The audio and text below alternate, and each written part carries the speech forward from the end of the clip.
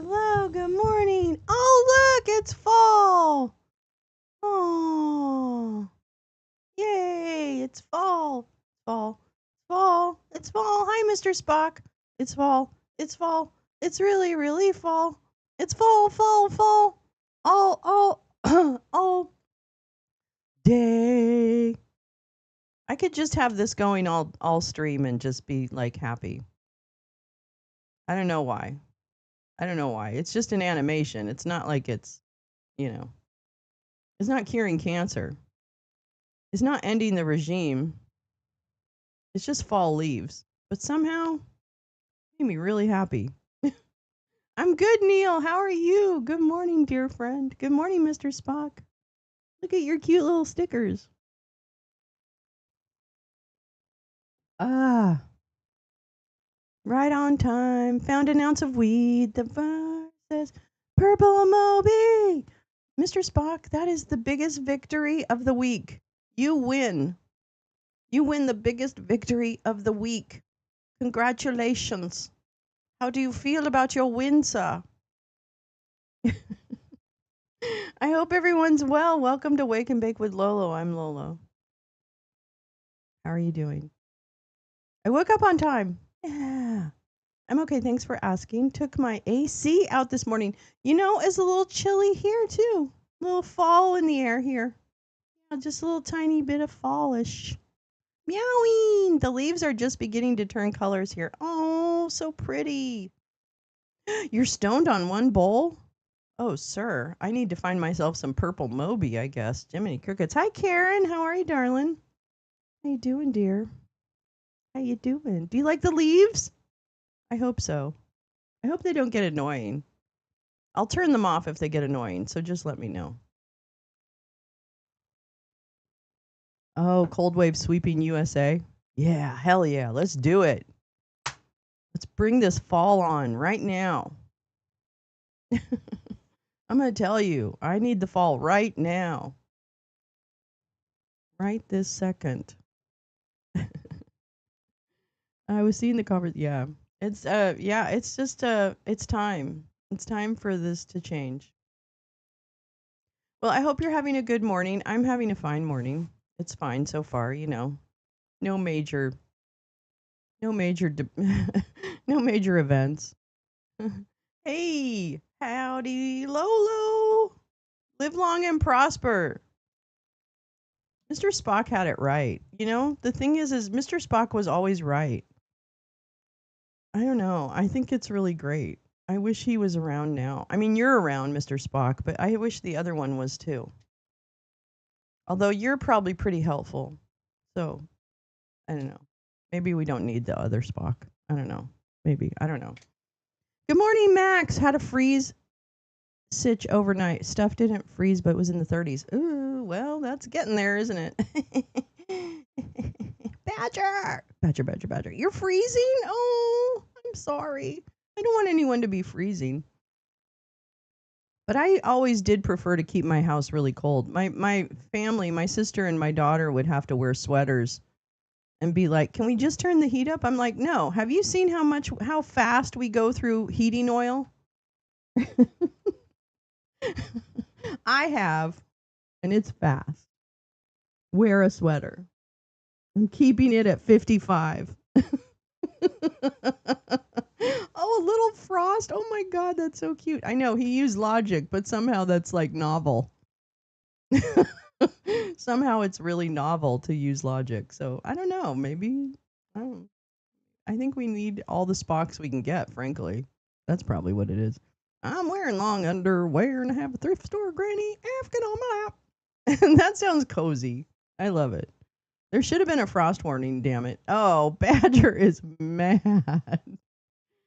Karen's like, I have the air on here, still 78 degrees. Welcome to Florida. Florida has some cold mornings, though. I lived in Florida for a couple years. And I remember the mornings in the winter, oh my God, they were like magic. There was a chill in the air, so you could literally put a sweater on if you went out in Florida. And it just was beautiful. God, I loved that. I loved living in Florida, actually. Of course, I lived on a boat, so that's probably why I loved it. But I think I actually loved living on the boat, not necessarily that it was in Florida. The days have been still hitting almost 80. Wow, that's kind of ideal weather, isn't it? I don't know. I think it is. Maybe not. Outside, yeah. 78 outside, right? Hi, everybody. I want to make sure I didn't miss anybody. Sneaking in your Lee. Good morning. Morning, my darling sister Lee. How are you, darling? I almost froze to death in St. Augustine. Yeah, St. Augustine can get really cold. That's up in the northern part. I lived right below that. Well, not right below that. I lived in Fort Pierce, which isn't really right below that. I mean, it's down the coast a little bit. I lived in Fort Pierce. I lived in Fort Lauderdale. 65 here, love it. That's a great temperature. Just enough to put on long sleeves, but not enough to be like, I'm freezing and I have to be all bundled up. I mean, I don't like ice storms or anything like that. I lived in Maine too, so I know exactly what it is. In the office today, so I'll be in and out. I love you, Lee. Have the best Thursday. We are thinking of you all the time. There you are on the front lines of the tariff world. The terrible tariffs. I'm going to go as a tariff for Halloween. I'm going to come as the manifestation of the tariff. Ice storms are the worst. Oh my God. I remember when I moved from San Francisco to Boston because I was taking over the Boston office for my company, right, as a manager. And so I moved to Boston. I grew up in California. I had never lived anywhere else but California. And I moved to Boston, and I remember I lived on Newbury Street. I actually had gotten an apartment on Newbury Street, if you can believe it. This was back before it was, well, I mean, it was still a nice street, but it was not, I can't even, I mean, I'm not going to tell you what I paid for that apartment because it was dirt cheap. And and I remember walking out of my building into the street, Newbury Street, and it was a sheet of wet ice, where you had, I love that apartment so much. Oh my God. You had a, a layer of water over the ice. I had to walk to work, which was in, kind of downtown Boston, right? Or whatever you want to call it. I don't know, Congress Street. So the main part of like city Boston. So I had to walk. Yeah, I did. I had to walk across the Boston Common, right, to get to Congress Street over in Boston. It took me an hour to walk. I couldn't like fucking move. Like every time I moved, I would fall. It was so stupid. I don't know what I was thinking. And they didn't have Ubers then. That was back when they didn't have Ubers. I mean, they probably had taxis, but I it just seems stupid. So, yeah, oh my God, I love that apartment so much. Oh my God. The things we took for granted. The things we took for granted in our lives. I did. I lived on Newbury Street. Oh, I love that apartment. It was cute. It was a little one bedroom and had beautiful high ceilings because it was in one of those, like, whatever those are. Are they brownstones? I'm not sure if they're brownstones. Oh my God, I love that apartment. Anyway, it's gone now. So, yeah, I've had a pretty interesting life, actually. I've done some very interesting things, believe it or not. It's kind of crazy. Kind of crazy. Well, yeah, good morning. Welcome to Thursday. We made it to Thursday, I guess. I don't know. Unfortunately, today we do have a cabinet meeting, so I'm going to make you endure a cabinet meeting. I apologize. I don't know if there's any SCOTUS cases being heard. Why do I not know?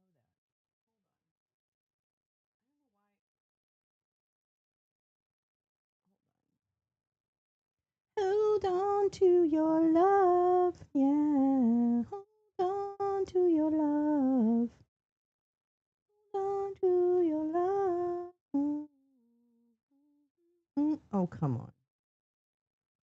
Docket search. Docket search. Back Bay was too spendy for me. Yep. I live in Alston. I love Alston. I told you. I love Boston. I think Boston was one of the funnest places to live ever in the entire world. Yeah, I thought yesterday's Yank Fest. Oh no, those aren't cabinet members. Those are even lower losers.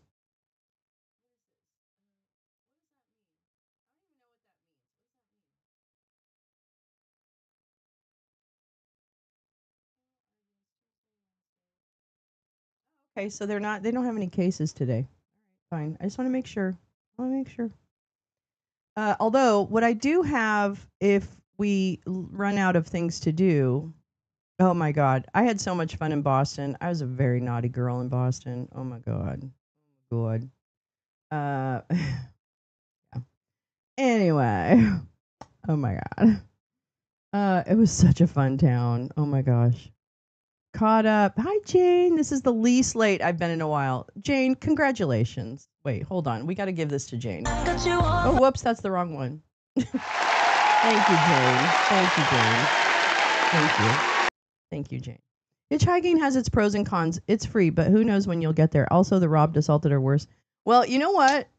My sister back in the 70s, uh, it was a hitchhiker, you know. Everybody was, I guess. And she actually didn't go with a girlfriend up to Northern California on a hitchhiking trip, and her friend got killed by one of the famous killers. I don't remember which one, but literally her friend got killed, and she chose not to go on that hitchhiking trip. So yeah, hitchhiking can be very dangerous. Thank you very much. Don't hitchhike. People are weird now. In fact, they were weird then. What are we talking about? He did sprinkle a few secretaries in there for legit. There was nothing legitimate about that. Zero. Oh my God, Boston is a total party town. I mean, yeah, I love Boston. I love the North End. I love it all. I love it all. I lived in Charlestown too, across the harbor, for a minute too. I also love that apartment. God, I never should have given that up. Don't do anything for boys, okay? Never make decisions for boys. I've spent most of my life making decisions thinking that a man would respond in kind with love, and it never has happened. Ever, ever, ever. So don't do it. Hi, Carrie. Good morning. I do love Boston. Pepper, I love you. Sister Pep. That's my sister Pep. Okay, so let's see. What do I got? What time is it? 6:43. Okay. I just want to see. Okay, so that's that. Now, you have some choices. You have viewer choice. Boston. I parked my car in Harvard Yard. That's horrible. R.I.P. Yeah, no, I know. But yeah, hitchhiking is a good mode. I mean, it is a mode of transportation. I just feel like it's very dangerous. But that might be just because my sister has that terrible story. A horrible story. Sorry, Mr. Spock. I didn't mean to rain on your hitchhiking parade. Oh yeah, that's right. Actually, you weren't really advocating per se. Okay, you have choices. You have choices at this show. I ate some bad clams near the gates of Harvard. I love that. Everything is a song. Everything. Everything. Everything's an opera. That's what we used to say when my daughter was little. Okay, let's see here. Get that out of my way. Oh, I wanted to. Have you guys heard of Kneecap, the band Kneecap? Have you heard of them? They're an Irish band. They got like a band from Glastonbury for pro. Aren't they pretty, Carrie? I figured out how to do it. I don't know. I find it very calming. If it gets annoying, let me know. Illegal to hitch here. Oh my gosh, we have a mental hospital. Oh my God. They might have been good clams, as I later found out. I was allergic to clams. It's string theory, higher vibes. Fuck yeah. Hell yeah. Anyway, I want to play you a little bit of a kneecap. Be constant, do it when I learn excel your dance. Just take these jokes, I'ma go for a dance. Go for a dance. Go for a dance. Go for a dance. Go for a dance. VNDUP harassing me, but never roll on the yokes, and it's starting to be a good night out. They forgot all about the time that I said something like Brett's out. Arlene's throwing shapes off a yoke, nearly killed her. Jeffrey Donaldson's lost all his filters. Shaw ditch mate, take 2 sticks. He got me in a headlock and give me a kiss, and I cried. These Stalford's having the crack, showing everyone his old tattoo on his back. Arlene said, relax, or you'll get sacked. Dirt make toga buggy, things get weird when you're whack. Brett's out for the night, and we landed in Thompson's. 2 Donaldson to double drop to see what happens. Tell me wasn't getting out back. And they're bringing back the Irish language. They're making Irish Gaelic popular again with the kids, and I think that is absolutely wonderful. And they made very, very strong stands against genocide. And yeah, oh my God, that is a bit of an Irish accent. Yeah, it sure is. But they're so fun, and their videos are good. And yeah, of course I love that. I love music like that. So yeah, enjoy. I love Kneecap. I'll make sure that's in the whatever. Okay, but I'm sorry. What I really wanted to tell you was you have choices. And the choices you have this morning are, where is it? What? Okay, I got to get that out of there.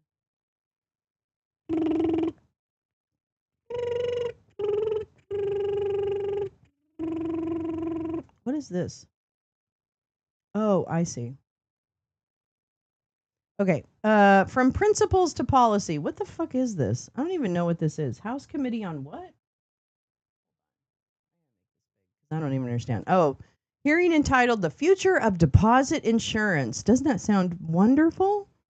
Exploring the coverage, costs, and depositor confidence. I'm not sure I want to watch that. I'm going to be real with you.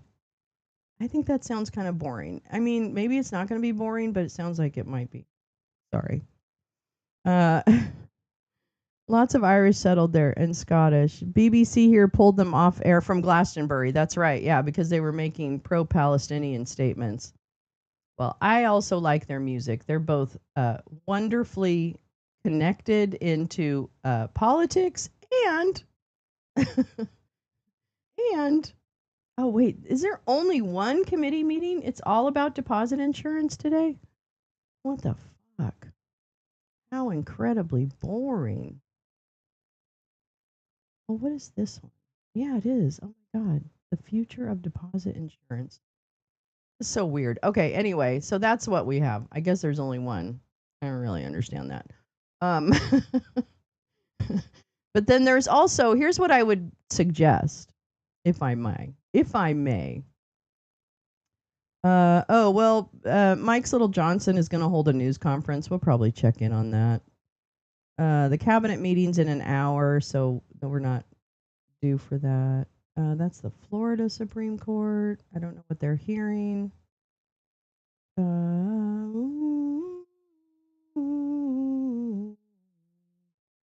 Have yourself. Check your voter registration, darling. Remember that? We were so innocent. You remember? We were innocent thinking that voting was going to help us get out of here, and then it didn't help us.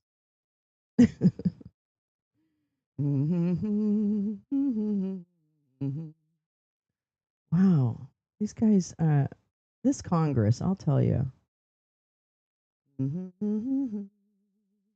Next year, all our rights are on the chopping block. Wow, that song was really good. I'm dual and I get asked where I am. You know, when you enter my city, do not pick up hitchhikers instead of welcome. Oh, yeah, exactly, just in case. I recall one reporter yesterday preface his query to Trump with a question about Bly, if I may. It's oppressor. No need to ask permission. I mean, they're all like groveling.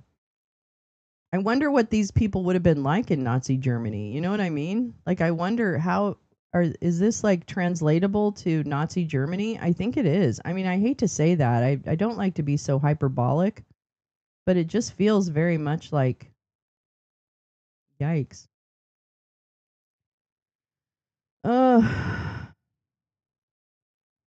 This world. All the mean people win. He asks them who they are and then decides if he'll deign to answer. I know. It's so fucking ridiculous that this is where we find ourselves. And I'm not saying I want to go back to all the little, conventions. I think there's a way to evolve into a situation where we can ask more pointed questions, and it doesn't have to be full of decorum. Like, I'm not a huge fan of decorum. Don't get me wrong. I fucking hate dressing up for shit. I hate all that stuff. I hate all the fake stuff around, protocol and behaving and all this stuff. I don't want to do that. But I feel like um, it could be so much better if we married the two in a way and were, kind of upfront and straightforward with people, and that press was not afraid of politicians, and yeah, decorum is gone. So it's not even, and it never really, it actually just helped support kind of a patriarchy, frankly. So I don't really think that I don't want to go back to kind of, oh, we're all going to be very prim and proper. I don't need that. But I do need some kind of civility, first of all. Um, I think it's so ridiculous. It's the same thing with like protesting. That stuff in Portland, that is all like a couple of guys going around and saying, punch me, punch me, punch me. And then when someone says, okay, I'll punch you, they punch them back and lay them out. That's not protesting. That's not counter protesting. That's walking around trying to pick a fight. And this guy who's doing this in Portland, Tommy Boy or whatever, he is the hero of the right. He's probably going to go to the White House. I'm not kidding. I wish I was. He has absolutely become the hero of the right-wing streamer kind of, that part of the base. They love what he's doing in Portland. They love that he punched a woman in the face. They love that he laid out another protester and knocked them cold. They love it.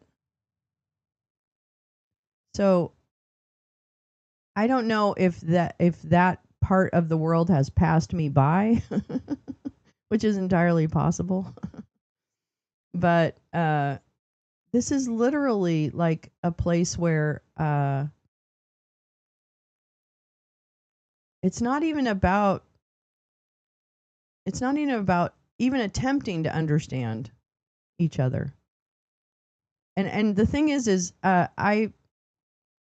this is not a two-way street. This is not a two-way street. The people in Portland who were protesting were protesting ICE.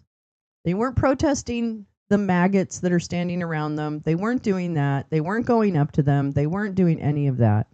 Yeah, that's that one. And I'm going to tell you, he's going to become big, Max. He's going to become big. So that's why he's raised my stink eye. So I think that it is there is a difference between these two ideologies, okay? The ideology on the right is that leftists are evil, that trans is evil, that DEI and equal rights are evil because somebody told them that, right? It's not because, well, it might be because they inherently believe those things. I'm sure it taps into what they inherently believe. It's also, though, because someone told them that that's the set of grievances that they need to focus on. And so that's part of the right-wing ideological side. That's not valid. So it's not about, oh, let's understand each other. Oh, no, I understand through your words and actions how you feel about equal rights, diversity, whatever, inclusion, all those things. And I'm here to tell you that those feelings, that ideological worldview is wrong. It is not it is different than my ideological view, which is that I want everyone, including you, Mr. MAGA Chud, I want you to have all the rights too. But this is a country of laws, and right now your president is flouting those laws. And so this isn't a conversation. This isn't, this isn't a compromise on ideologies. It is literally that either you go back under your rock and suppress your feelings of hatred and maybe get some therapy, or you shut the fuck up. Because the thing is this is about people's rights.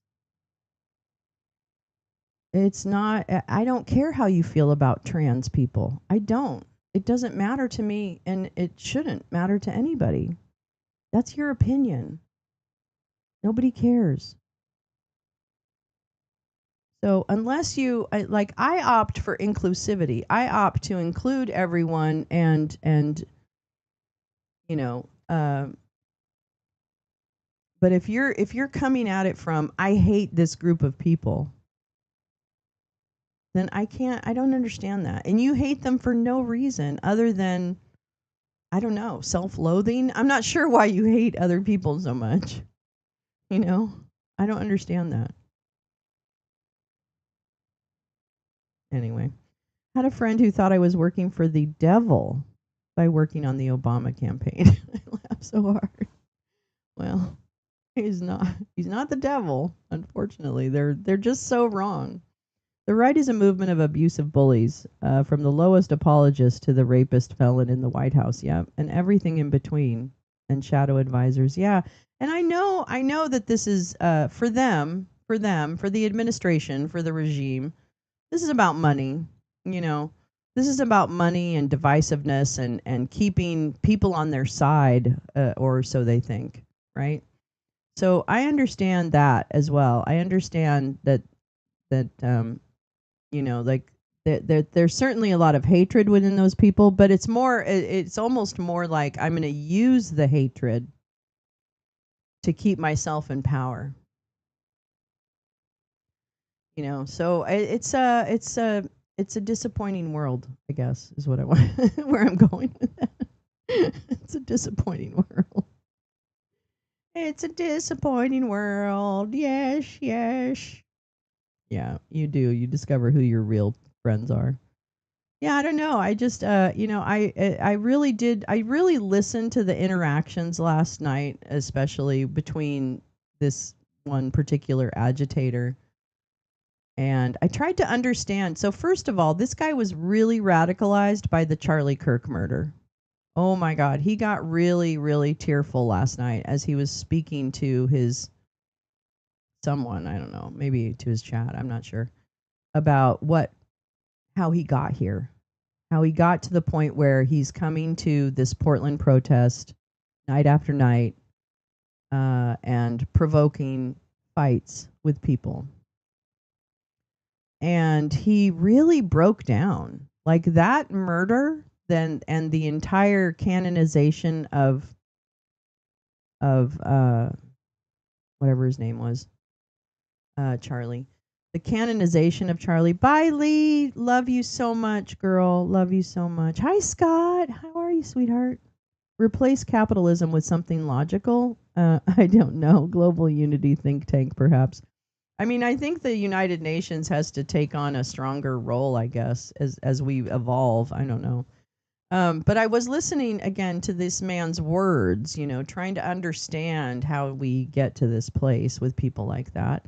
And one of the things I thought was interesting, one of the things I thought was really interesting about hearing him is he really thinks that, or he seems to focus. I shouldn't say he really thinks, because I don't know what he really thinks. But his words seem to focus on all the people on the left are bad, and the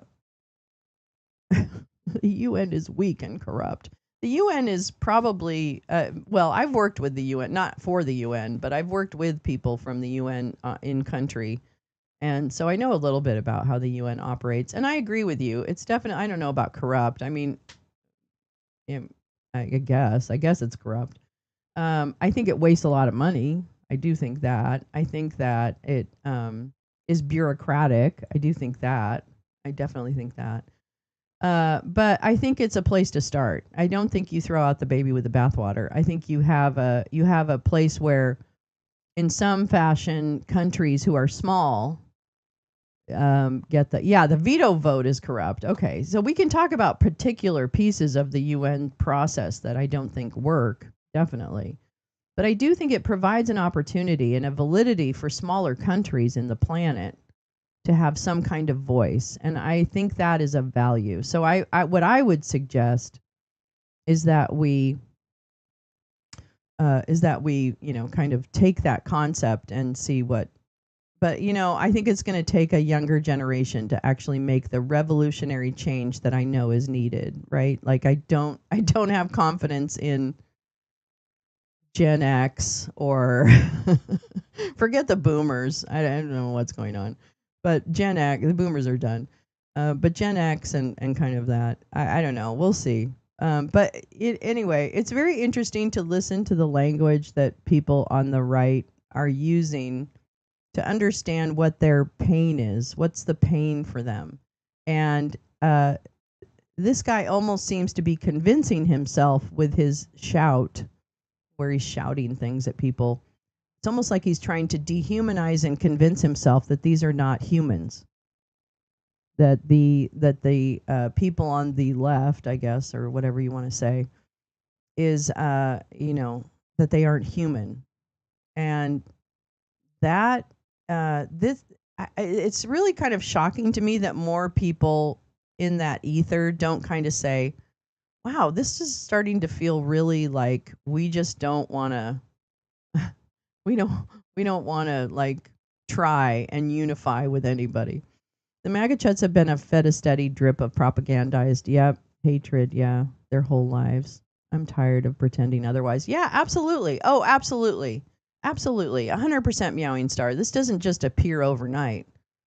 This to me is like activating a gene in someone where, you know, the president of the United States is basically a bigot. And when you have the leader of the country being a bigot vocally and saying, it's okay to be a bigot, fuck those lefties, it's okay to be a bigot, words don't matter, blah, blah, blah, all the things, right? When you do that, when you have that unleashed and then supported by an entire right wing media ecosystem, think about it, thousands and thousands of streamers and shows and stupid websites and blah blah blah. When you have that ecosystem then reinforcing that you're right, don't let people tell you you're wrong, you're right. That's hard to deny if you don't have critical thinking, which pretty much none of these people have critical thinking. So I think it's really this is what my whole thing has been the last few years, the last 10 years, I guess, is really trying to understand, like, how do we get here? How do we get here with people where, in some days it was better. It was better because they repressed all the bigotry, and it wasn't quite as out as it is. Well, in some cases. And how do we shove it back under the rock? I'm convinced that hypnosis tricks have been used. Flynn understands psyop. Exactly. Exactly. And Jim explains that, right? Jim has explained how the softening, the tenderizing of someone who already has those proclivities, right? Who already has those proclivities, that they that when they are already inclined to be bigoted and hateful, that they will somehow you know, I lost my train of thought. But anyway, we need a big fingers. It needs to be the blip. Carrie, it needs to be the blip from the Marvel movies. Right? Remember that when they did the blip and like everybody came back from the blip and they're like, "What happened?" I feel like we're in an extended blip. Good morning, Jay Rance. Driving but listening. Be careful out there, baby. Is it cold out there, Jay? We were just talking about how cold it is in Florida this morning. But anyway, yeah, that's my speech. Oh, you're so kind, Jane. my little, my little, my little rants, my little morning rants. No one's born hating. I know, but they learn it pretty damn quickly. Why do they learn it so fast? What do we do? I don't know. It's sad. I don't know. This is really a point where I knew it was going to be bad. I did. We all talked about it. We talked about that. I mean, I wrote songs about it. Check your voter registration, darling. That was last Christmas's hit. We're going to have to drag out the Christmas songs again. But they are born to hateful families who teach them. Absolutely. Absolutely. And that will exist, right? I don't think we can. Maybe we can. But do you remember that do you remember the movie from the 60s, The Time Machine, the H.G. Wells, and it was The Time Machine. I can't remember the guy who starred in it. Rod Taylor or something, I don't know.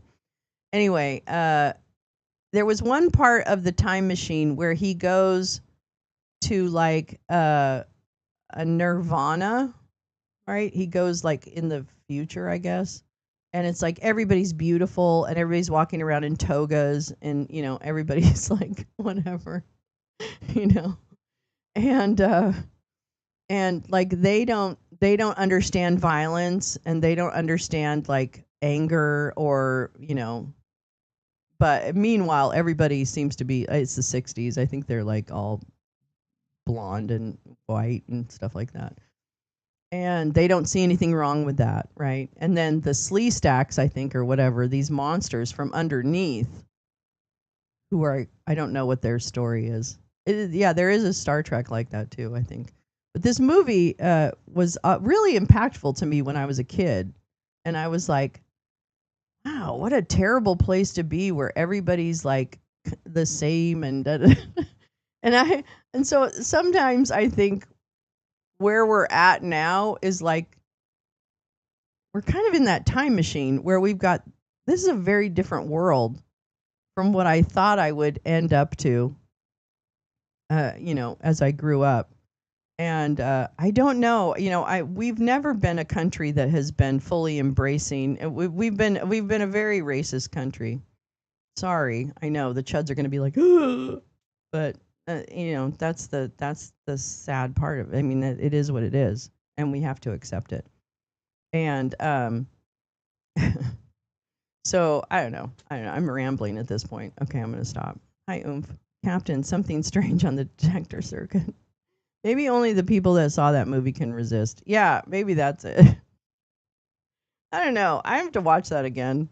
I have to try. I mean, I only watched it when I was a kid kind of thing, so I don't really know if I know all the lessons from that movie, but I don't know. I just remember thinking, "Oh, this is not sustainable. All these people are the same and they're all like fake not arguing and all that." I don't hate all MAGAs. I mostly feel sorry for them. Imagine finding out much too late that you voted for the ruin of your own country and your own economic and personal security. I mean, there's that. There's that. What does Captain Kirk and toilet paper have in common? They both circle around Uranus and look for. Oh my God, Mr. Spock. Thank you for that humor. We needed that. We needed that. All right, let's see. Okay. Oh, yeah. So, Mike Johnson. Is he? Oh, shit. Okay, you are talking. This is a sad situation. This is a sad situation. Oh my God. The Associated Press yet again has the worst audio of the entire thing. Let's see what it looks like when we put the thing on and we have the leaves falling over it. I'm so excited about these fucking leaves. Can I tell you how excited I am about these leaves? I'm excited. Oh my god. Oh look, see they fall in front. Is it annoying? Are the leaves annoying? Didn't someone tell that joke last week? Wait, which oh yeah, somebody did tell that joke. When did we tell that? Maybe Mr. Spock. US soybean farmers. There you go, Neil. The soybean farmers are finding the fuck out.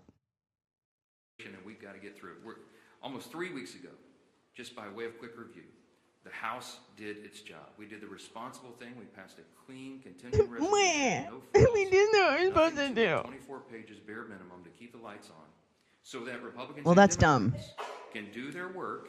Let's do their work and get together and do this job to deliberate and negotiate and go Look through at the process blinky that Congress does on girl everything behind all the him. time, to work on all these issues. We voted to keep critical programs funded, and that ensures federal workers get paid, that our troops and TSA agents and Border Patrol and many more. I love get how their the paychecks. Republicans are We had acting that like vote they're almost like 3 the, weeks ago. Every you know, Republican, they're like the virtually every responsible Republican ones. voted to keep the government open. We just cut to make sure everybody's those ability paychecks to are done. afford The health care, Democrats in but the House, all but one, this is voted mean. to close the government and, by extension, stop paying troops, stop paying TSA agents, Border Patrol. Air God, he's so Traffic Patrol, smarmy. I just want to throat punch him, We've you done know? our job, and the Democrats need to do theirs now. Yeah, That they're ball finding is in out the Senate, big it's at the end of time. court. That is the place where it lands right now. 6 times, I remind you, they voted to shut it down. Oh. We need 5 Democrats to break ranks.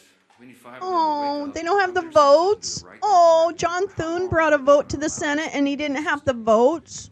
I talked to the president. John last Thune, night you're not following doing a very after good the peace deal job. was done, and he and I both lament. We all do. Oh, this terrible totally situation. meowing. Oh, you're so We're right. working to do all these positive things for the Fucking people. hell. Even settle conflicts around the world. The Democrats are playing games. It's political theater to them. You know what? They've reduced Americans' pain to a political prop. I'll just say this Stop. briefly. I'm going to let the other leaders speak here, but just a few things that you've seen. While we're doing all this work, we're working around the clock to deliver on all these things I've just listed. Democrats are playing games. They film themselves wandering the Capitol, beating on doors and posting flyers and pretending to look for their colleagues. They hosted a live stream. Oh, it's so embarrassing. House Democrats, they hosted this live stream where they ate candy and told terrible jokes to each other. They had an audience smaller I than didn't this see room that. for the whole country. What? The leader of the Democrat Party is bragging about the cost this is being borne by the American people. And just yesterday, I had 2 Democrat senators come over and stage a failed publicity stunt outside my office. I heard about it, walked out and It's confronted political them theater. and set them right on the truth. They came to this side of the Capitol to try to put on a little political show for their online audience, and then they walked right back over there and voted for the 6th time to keep the government shut down. Give me a break. Democrats seem to be doing everything except the one thing that Americans desperately need and deserve, and that's passing our clean CR to get the government operating again. That's all. I we're don't know. asking. Nothing Stop you the do, I political think, is what stunts. we need or Stop deserve. the How about madness. that? Stop saying that you're enjoying inflicting pain on the American people, for goodness sakes, and pass the clean CR. In the shutdown. Stop saying you're I'm gonna turn it enjoying over the first pain to of the our Americans. Give me a Chairman, break. Mike Bost. Mikey. As you know, it works on all things regarding Americans, veterans. He's the chairman of our committee that handles all of that. And we just wanted him to talk specifically about the costs that are being borne by our veterans because the Democrats shut down. Oh, could we talk about the cost being borne by the veterans who are losing their health care Let me tell you this. I believe Secretary Collins and the or their administration is trying to do ability to everything get they access to possibly services can because with they the don't money have that enough we actually provided outlets for to them get in those advance for our services? veterans. Thank heaven we did. So the healthcare side and appointments and everything through our VA from that side is not in jeopardy yet. Okay. Let me tell you the areas Good. that are and the concerns we have. In the Okay. CR that we pushed over 3 weeks ago now, we actually had extenders for certain programs that are vitally important. Use some like of the FOX tariff grants money. to provide mental health. Where's and the tariff contract money? Mental health for many of our veterans who the suicides continue to happen. Where's the tariff money? Where's the tariff money? Yeah, he did. He has a nice tan. Where's the tariff money? Does he mean all those homeless people with military training and the Antifa embedded in the homeless population? Where's all the tariff money? I thought we were rolling in it. What happened? We must have enough money because we said we had like more money than we can even imagine. 17 a day. Just saying, We maybe you also should have, stop eating things hash that we browns. pushed over as far as Maybe the you should concerns back we're away dealing from the with, breakfast plate, sir. continuing education. Continuing education is starting to fall by the wayside. The concerns that we have with other programs like this, there's about 7 of those programs. But Boy, they're those really in a are going panic. to start falling by the They are in wayside. a Now, panic. one of the concerns that we're already hearing is Well, then I guess GI you should Bill. negotiate. Right now, we're hearing rumors that many as many I as guess you half should of the people negotiate. that have a GI Bill, they're not receiving GI Bill payments to their universities, and therefore, when they get on the line to try Universities? to Why are they make going to sure that their university? education will continue and it'll be paid for and trying to straighten it out, there's no one there to answer the phones. Who? Why? That is a concern. Day to day, our veterans are trying Yeah, the homeless to make industrial ends meet. complex. Day to day, they're trying to hold on to their benefits. And day to day, they keep hearing these concerns, and they're going to continue to get worse. Look at the fancy shoe behind As a him. veteran, Look at this and shoe. as someone who tries to provide for them, the fear that I have for them is as this goes on, it will only get What about worse. you? It's not a game. It affects real people's lives. Yeah, we know. Another program that's out there that is concerning. This is called those that negotiation. might be It's what needing happens in home health Congress. care, those Called that are compromise. private You're supposed to providers. compromise. Now, like I said, Secretary Collins is trying to shift things around, but the authorization language expired Oh. on the 1st of October. Well, I guess you guys know how to do your Folks, job this then. is You not can a game. figure it out. It's very, very serious. I'd like to know what And let they me are tell you spraying this too. as well. You're right, Mr. As Spock. I watch us coming up on the deadline on the 15th, that the first time that our not only our veterans in dealing with this, but our military personnel, our young enlisted, Young? Are they all young? young enlisted that may have spouses and children that are making it payday to payday, are all of a sudden trying to figure out, I'm living payday to payday, but I'm going to get no pay due. Let me tell you. I don't think he. Okay. That's I don't think he understands what he actually just said. I don't think he knows what it's like to live paycheck to paycheck. Payday to payday doesn't make any sense. I don't think he knows what it means to live paycheck to paycheck. And he has all the power to make sure that that our military gets funded for their pay. So this is all a boondoggle to make you think, oh my God, wah, wah, wah. No, this is not. Yeah, putting the military on the stat, yeah, is a tenet. But the thing is that the military is not honest a pedestal for these people, right? They're treating them like shit. So the military isn't on a pedestal for these people. They're the pawns being used. Sounds like Roundup Ready crops. Yeah, Roundup. I know. Pardon any spelling typos. No problem. It's so early. Oh, God, no, darling. Don't worry about it. when I joined the United States Marine Corps. I was 18 years old, turned 19 in boot camp, got married out of boot camp, had a child. And for a short period of time, it was during the Carter administration, and we were living payday to payday. And when you saw no pay due, not everybody's got a parent that they can call. And you don't have a credit rating where you can actually call a banker. And you know what? Rent's still due. Food's still got to be put on the table. And for someone to He's say, telling you what hey, you already know. What? It's getting better for us every day. It's not getting better for them every day. Okay. And they are the people. All right, you're boring, and you guys aren't saying anything that is absolutely remotely interesting. Okay, let's see. Well, I guess we have that. Oh, you know what? Let's read some stuff. Oh my God, what? Let's read some stuff. We've got a cabinet meeting at 8 a.m. and I know that's gonna kill all our brain cells. So I'm gonna open up the old panel here. I mean, not panel, but you know what I mean. Wake and bake, it's hot, hot, hot. Yeah, yeah, yeah, yeah, yeah. Yeah, yeah. All right, what did I have? I have stuff for people. Okay, wait, what's this? Oh, yeah, I wanted to read that. That's for surezies. Wait, there was another thing I really wanted to read. Mm-mm-mm-mm.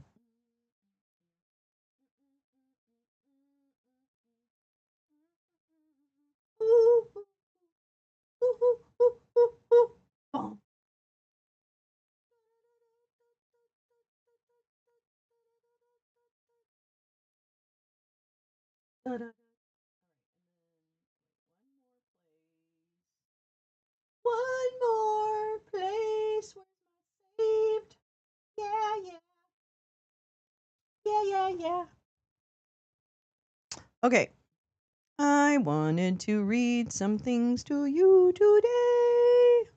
Except Bloomberg. Oh, subscribe? Oh, I thought I got this as a gift. I thought I got this as a gift. Fuck.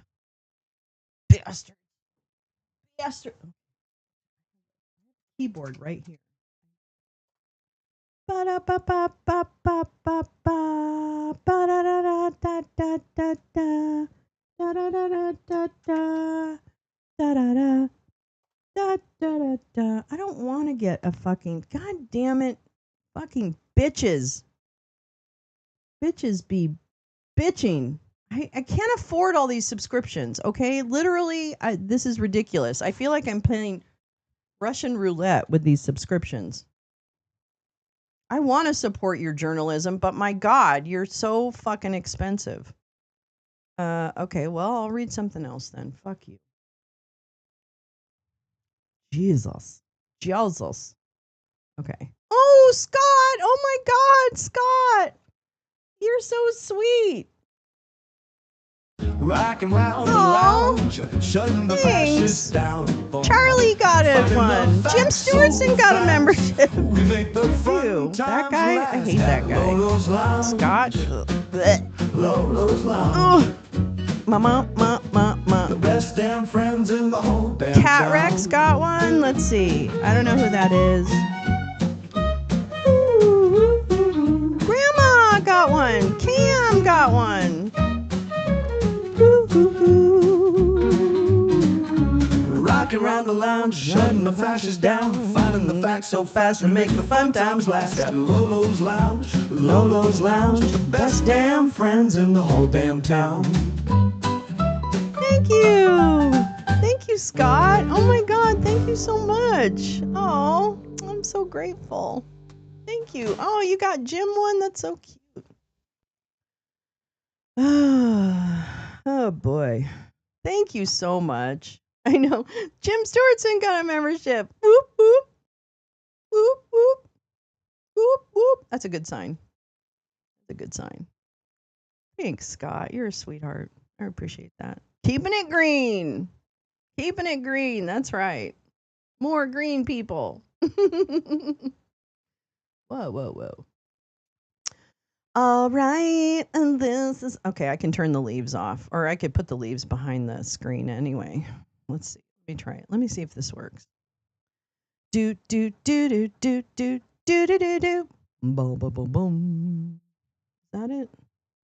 All right. So there we go. That's a little better, right? Then it's not like in your face. But it is in your face, and it makes me happy. Okay. All right. Read to me. Read to me.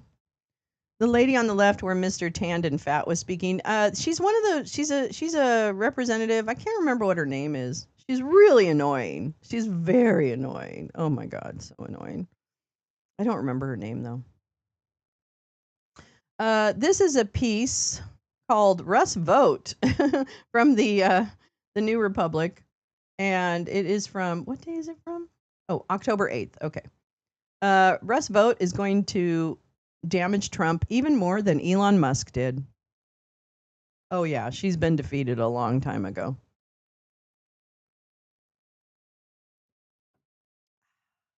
Okay.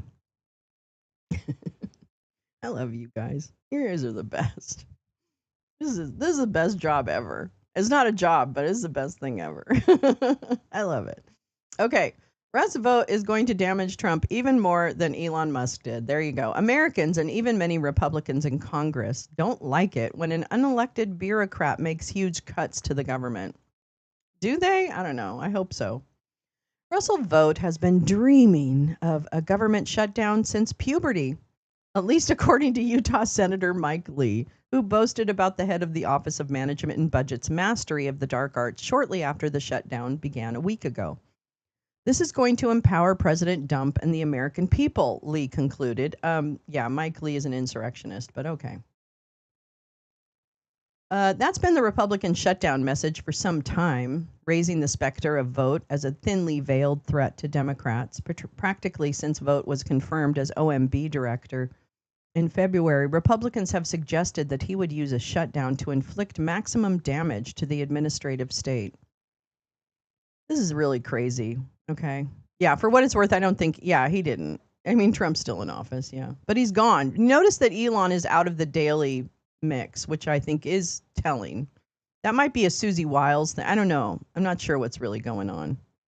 Oh my gosh. Yeah, no, if I could make it lower, Carrie, I would. Trust me. That's the lowest they let you do.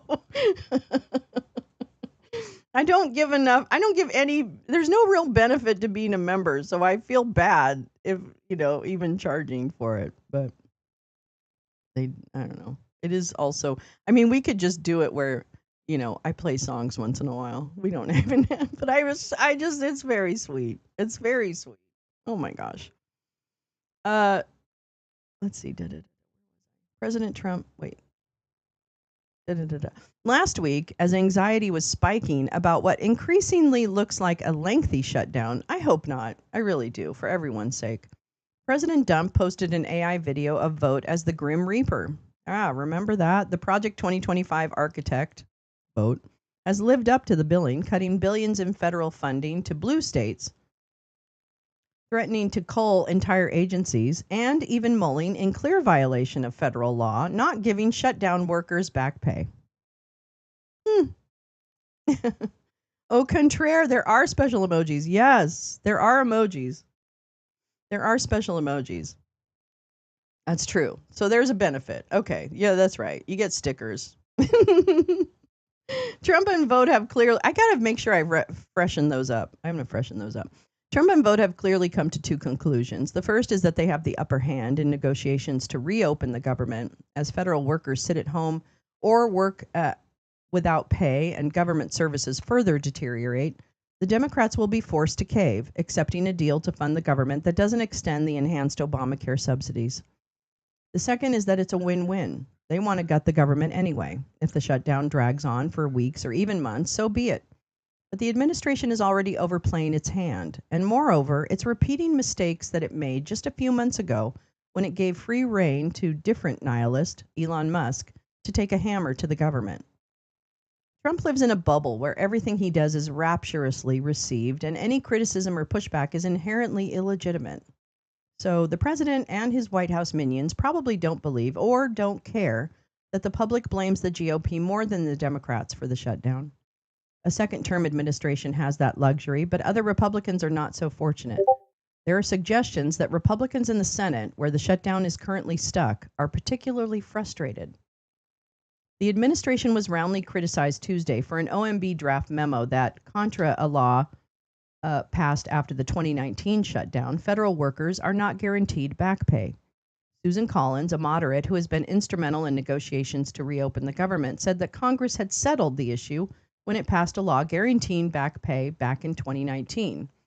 John Thune, the chamber's Republican leader, pretty much concurred. Tom Tillis, another key Republican, Vogt was blunt. I'm not an attorney, he said, but I think it's pretty bad strategy to even say that sort of stuff. Later on Tuesday, as is his wont, Trump hung his Senate peers out to dry by precisely saying that sort of stuff. I would say it depends on who we're talking about, which is even worse than saying they're not going to get back pay.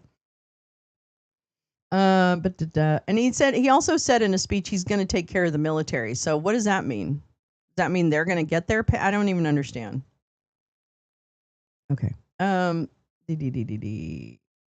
would say it depends on who we're talking about, Dump said when asked about back pay for furloughed workers. For the most part, we're going to take care of our people. There are some people that really don't deserve to be taken care of. That's absolutely untrue. Ay. God, people. Why are you all so dumb?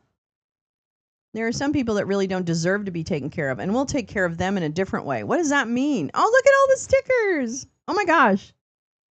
Yeah, I gotta definitely refresh some of those. Look at, I still have Kamala on there. Damn. It isn't just open threats like this that invite public ire. Trump's and Vought's actions are unpopular too. The decision to use the shutdown as an opportunity to cut federal jobs and spending is likely playing a crucial role in the public perception that this shutdown is the GOP's fault, even if it was technically started because Democrats didn't vote for a funding bill. It's hard to suggest that the administration wants or is even trying to reopen the government when it is also gleefully boasting about its hatchet man running around firing people. Oh, I will keep Kamala. Oh, yeah. Even if the shutdown doesn't have long-term political ramifications, it will likely be forgotten by the 2026 midterms. Votes actions may play decisive roles in 2025 races, such as close gubernatorial contests in Virginia and New Jersey. That's important. Bogagnet. Bogagnet. Even if I want to read that again. Votes actions may play decisive roles in 2025 races, such as close gubernatorial contests in Virginia and New Jersey. That's important. If there are, I don't know what what's coming up on November 4th for all of you in your states, but I know here we've got the redistricting piece that we have to vote on. So make sure you're registered and everything's coming and that you've got all that, because we do have some important opportunities where we might be able to get some more democratic representation, shall we say. We need a Vulcan salute emoji, maybe with an American flag coloring in hand. I'll do it. You got it. What a great idea. Thank you. I love great ideas. Yeah, back pay for the sycophants, firing for everyone else. That's what the plan is, right? Oh my God. Oh my God. Okay. Let's see. Even if the threat to deny back pay to federal workers and the shutdown more broadly will hit particularly hard in Virginia. Hello. A state with a disproportionately high number of federal workers thanks to its proximity to Washington, D.C. Vote also suspended billions in funding for the Gateway Tunnel, which would connect Newark, New Jersey, and New York City, a project that is very popular with commuters. The Trump vote shutdown is already affecting everyday life across America. More than 620,000 federal workers have been furloughed, a number that will rise considerably. 620,000. I just take that number in for a minute. 620,000 people. Over 500,000 people furloughed. A number that will rise considerably as agencies run out of carryover funds.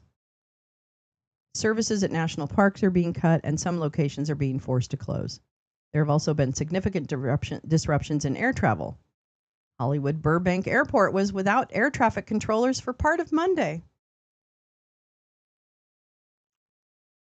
There were no air traffic controllers for part of Monday in Burbank.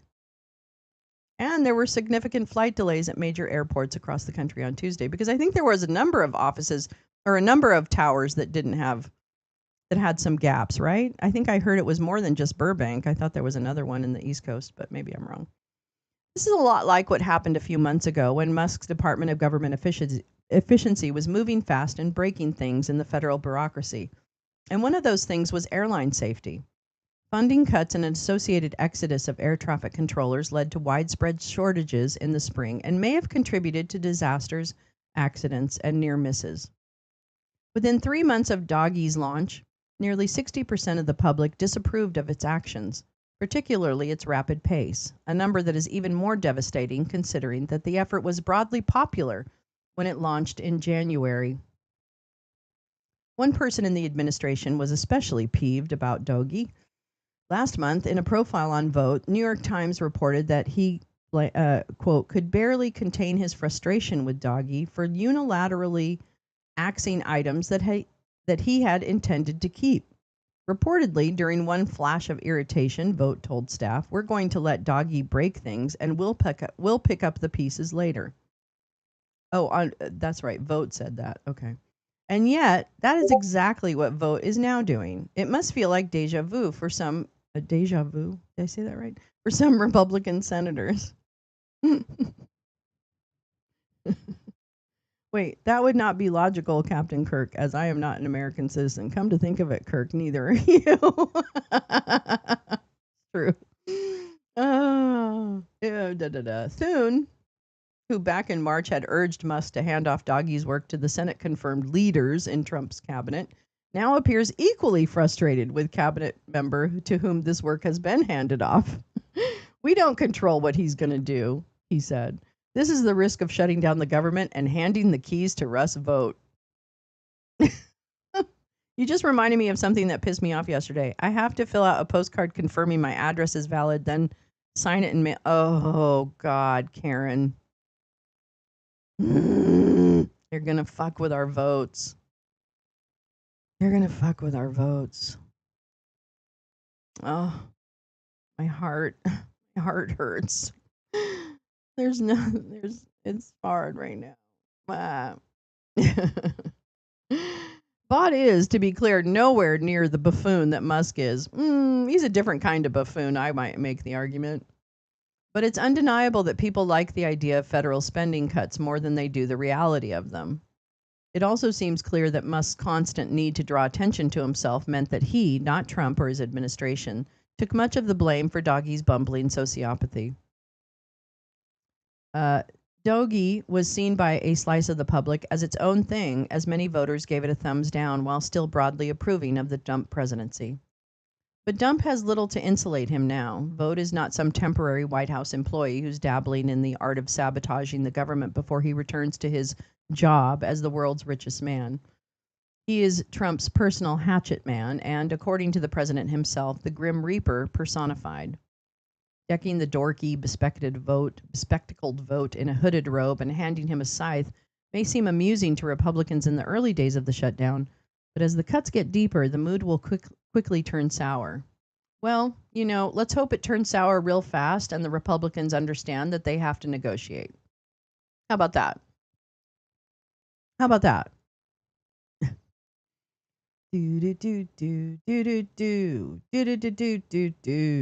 Yeah. Oh, this is 2023. We were going back down in the Ginny Thomas hole the other day. Let me see. Well, I don't know. Do I want to read that? I kind of do, because I want to, I want to keep SCOTUS in our brains. This is from 2023. Oops. Do do do do do do do do do do. Yeah. Do do do. All right. Do do do. Okay, so this is from 2023. We went down a hole. The reason I want to talk about Ginny Thomas is I think, well, now we're in the SCOTUS season, so it's always time for SCOTUS. But yeah, I think I want to read about that. But let me catch up with my beautiful chat. Do do do do do do do do do do do do do do do do do do do. You just remind. Oh yeah, blah blah blah. Oh wait, maybe a resident alien. Ha ha ha. Get it. And from the future, imagine the cost to Florida for all of that while they're in the middle of Florida doggy, no less. That's right. You guys are doing a statewide doggy initiative, aren't you? Oh my God. I'm so sorry we got here. I'm so sorry we didn't figure out a way to break through the disinformation and get more people thinking along the lines of, we've got to stop this fascist takeover of our government. Really, please. Anyone ever wonder about the whale couple stolen into the future in Star Trek 4? I'm sorry, but two whales, a breeding population doesn't make, but it does scare the big space rod. Oh my God, I love that movie. We should watch that. We should watch that on Saturday. I wonder if we can find, what's the best Star Trek movie? Because you guys are going to have to choose. I don't really know. Is it number 4? Because I remember the one where they're in San Francisco. That's my favorite. Let's do it. I'll find it. It's the one where they're in San Francisco, right? Meowing Star? Right? Oh yeah, we're doing that. We're doing it. Oh, stop it. Every Star Trek movie is the worst. Oh, we've got purists among us. While they're paying to paint over the Pulse Cross. Oh my God, Karen, that's right. You guys everybody's getting rid of all their woke intersections. double dumbass on you, Spock says. Sometimes these things aren't logical in movies. Oh, come on, you guys. Oh my God, you're not. You might stay up for that. Oh, Carrie. Oh, it's so late. It's 2 a.m. for you. Oh my God, or whatever, 1 a.m. Oh my gosh. Don't get me going on Space 1999. I thought you guys would like that I play a Star Trek movie. Oh, no. Golly.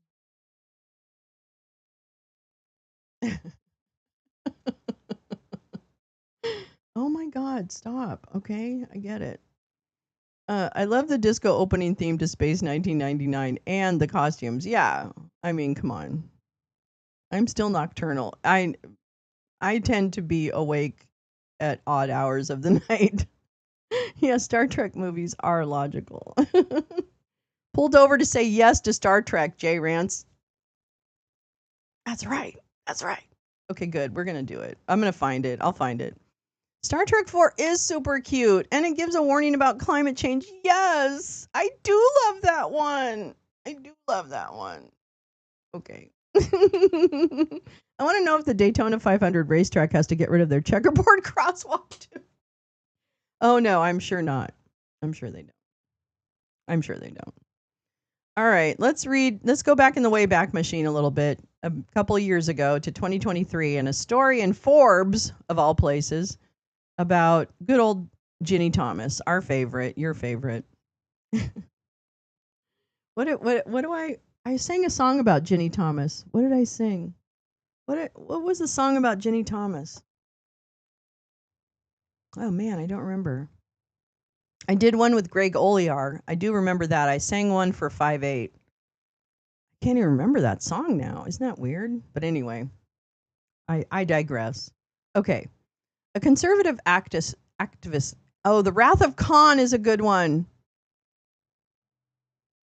That's a good one too. Yeah, I don't know, but I love the San Francisco one. Vergogna, vergogna, vergogna. Italian for shame. Is that how you say it? Vergogna? Vergogna? I don't know how to say that. A conservative activist group led by Ginny Thomas, wife of Supreme Court Justice Clarence Thomas, received nearly $600,000 from anonymous donors, the Washington Post reports. The latest in a series of controversies Thomas has faced for her work as a right-wing activist that raised the specter of possible ethical conflicts with her husband's work. And remember, she's also a former cult member. What is with all these former cult members being part of this administration? It's the Ginny Thomas smile. Anyway, key facts: crowdsourcers for culture and liberty, which was formed in 2019 and is described in tax filings as an informal incubator for ideas across a network of conservative leaders, cultural entrepreneurs, and cultural influences, received $596,000 between 2019 and the end of 2021.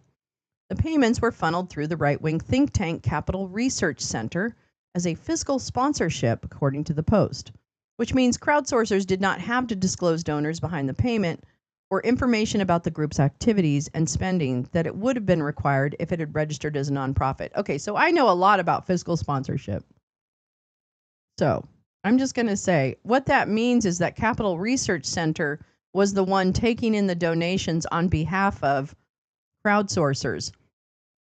Now, in my experience, that doesn't mean that you still don't have to disclose donors the same way that the IRS requires like gifts over 50,000 or something. I can't remember the numbers right now. But there are requirements for donations that come into the fiscal sponsor as well.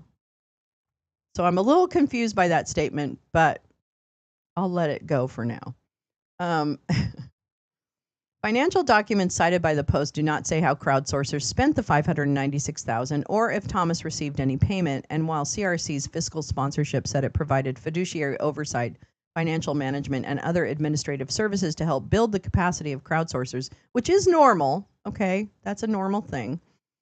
Former CRC Chairman Michael Frank told the Post it had no role in raising the money that was sent to crowdsourcers.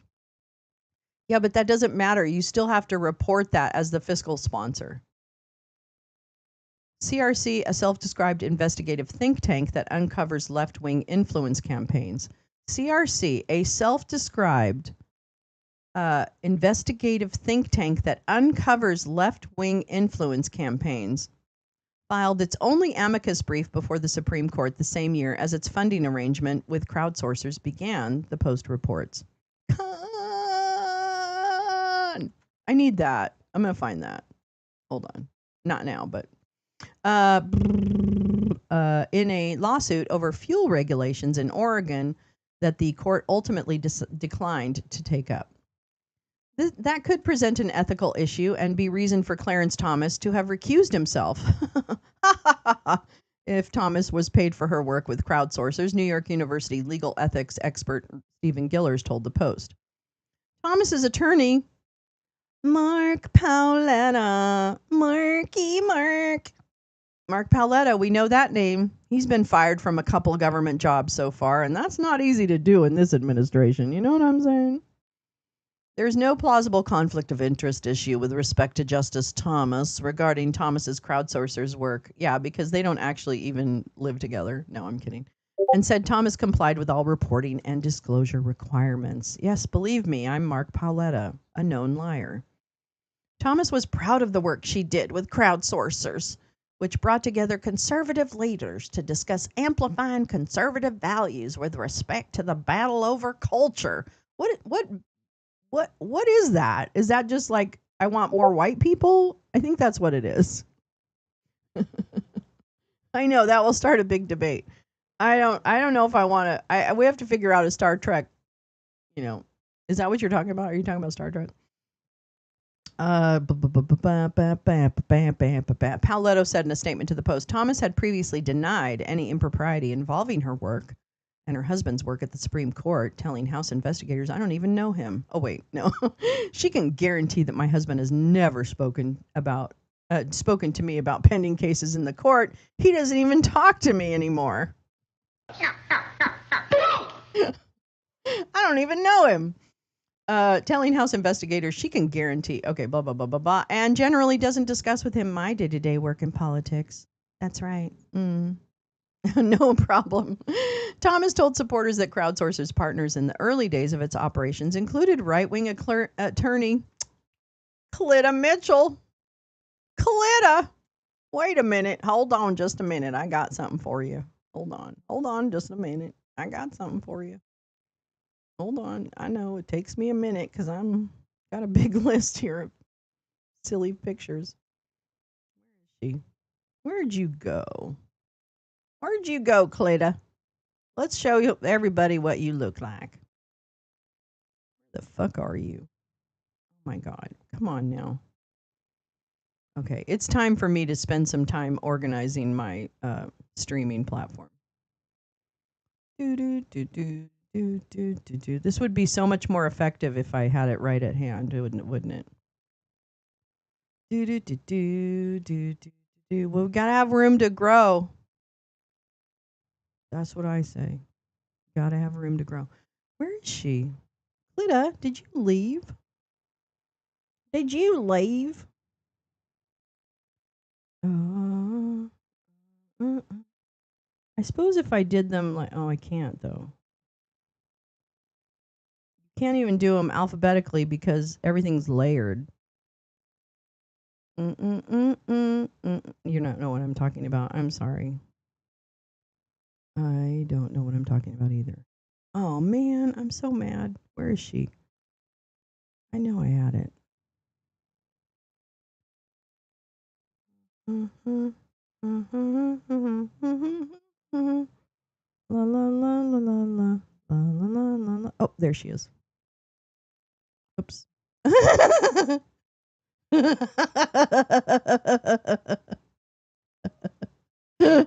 I lost her again. But she's right down there in the bottom. I'm sorry. I just fucking love it. I love it. She's right here. I can't get her. She's stuck down there. She's stuck in the bushes.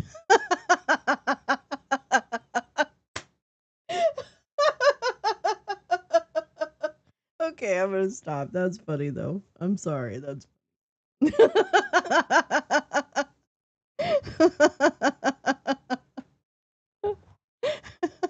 Isn't it weird? Clitta argued with me online. I forget what about. She'll take the bait. She'll take the bait. Let me tell you, she's a bait taker. She's a bait. Yeah, she could stay there. Anyway, that's Clitta Mitchell over behind the weed. Okay.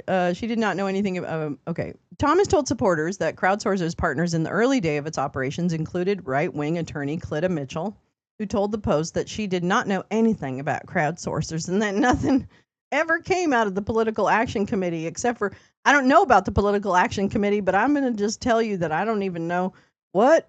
I never met her. How did these people not know that they're evil? I don't know. I have a hard time understanding that. I am going to be honest with you. Let's see. Other major right wing figures that Thomas said were involved with the group, including Project Veritas. Oh, minutes. Okay. Including Project Veritas founder James O'Keefe and Turning Point USA President Charlie Kirk. Not anymore.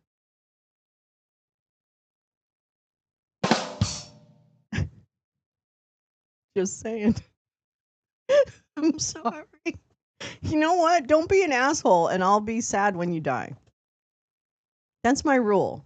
If you are not an asshole, I will be sad when you die. It's easy. It's real easy.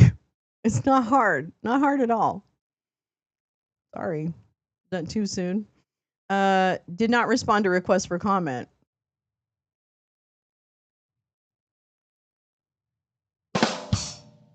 I'm sorry. I'm sorry.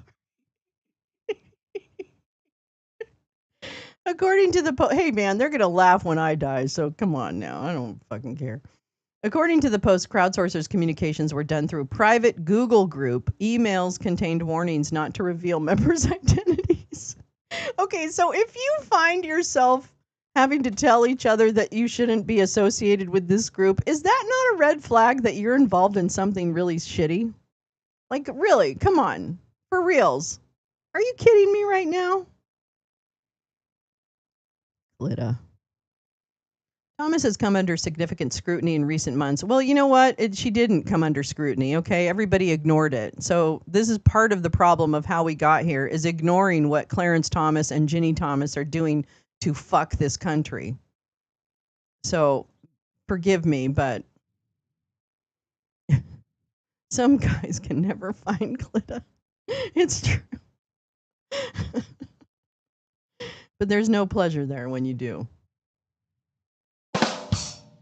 Oh, we got a million of them.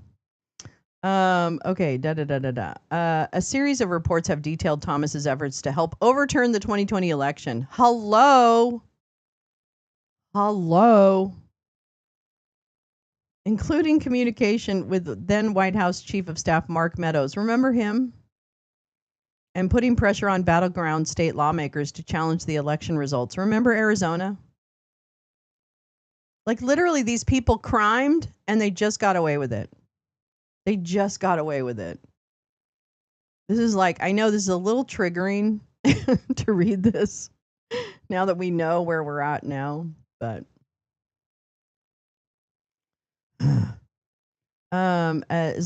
challenged the election results, which came as her husband considered cases on the issue. The Post notes concerns about Thomas's political activism date back much further, however, as Thomas initially formed a right-wing nonprofit in 2010 that she later stepped away from amid concerns about its funding. I don't know what that means. Politico reported a $500,000 donation to the nonprofit had come from Texas real estate magnate Harlan Crow, who also has ties to Clarence Thomas. Ginny Thomas then formed Liberty Consulting, a for-profit conservative activist firm that is not subject to the same reporting requirements as nonprofits. That's right. Ginny's a fucking she is a she is a mobster. That's what Ginny is. Ginny's a fucking mobster. She's a mob boss. Yeah. Oh yeah, where did that file burning mofo go, Mark Meadows? Yeah, where did he go? I hope he's very unhappy. Okay, so that's just a little background or a little Wayback Machine. Let's see what else we've got. And then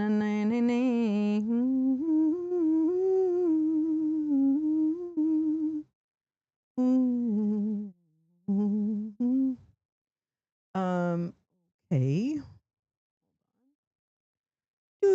Oh, I know where I wanted to go. Hold on. Now, I want to look at my saved posts. I love you, Blue Sky. Thank you for allowing us to now bookmark. I really appreciate that functionality. Thank you. It makes it very easy for me.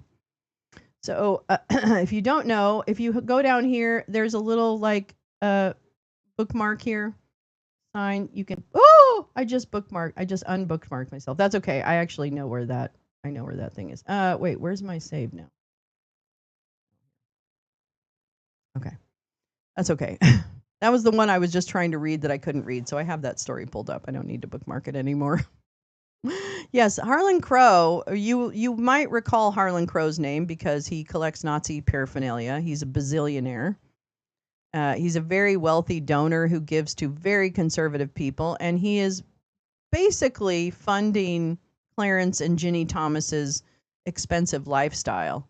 And so, surprisingly, Ginny realized that there is some kind of conflict, or maybe someone told her there's a conflict if Harlan gives her organization money and also takes them all on vacation multiple times a year and gives them gifts. So, yes, Harlan Crow was the Nazi collector. They all hang out at Bohemian Grove. Where's Bohemian Grove? Is that in Florida or somewhere else? I wonder. So, yeah, and we've just done nothing about it. We've done nothing about it. I'm going to tell you, I think that one of the biggest mistakes made in this country was Merrick Garland and Biden not adding to the Supreme Court. I'm sure there was some kind of impossibility where that might not happen, but I think that was a huge missed opportunity. There was no safeguards put in place against what we're experiencing now, and I blame Biden for that. I do. I blame his administration. I blame his administration for not anticipating what the fuck.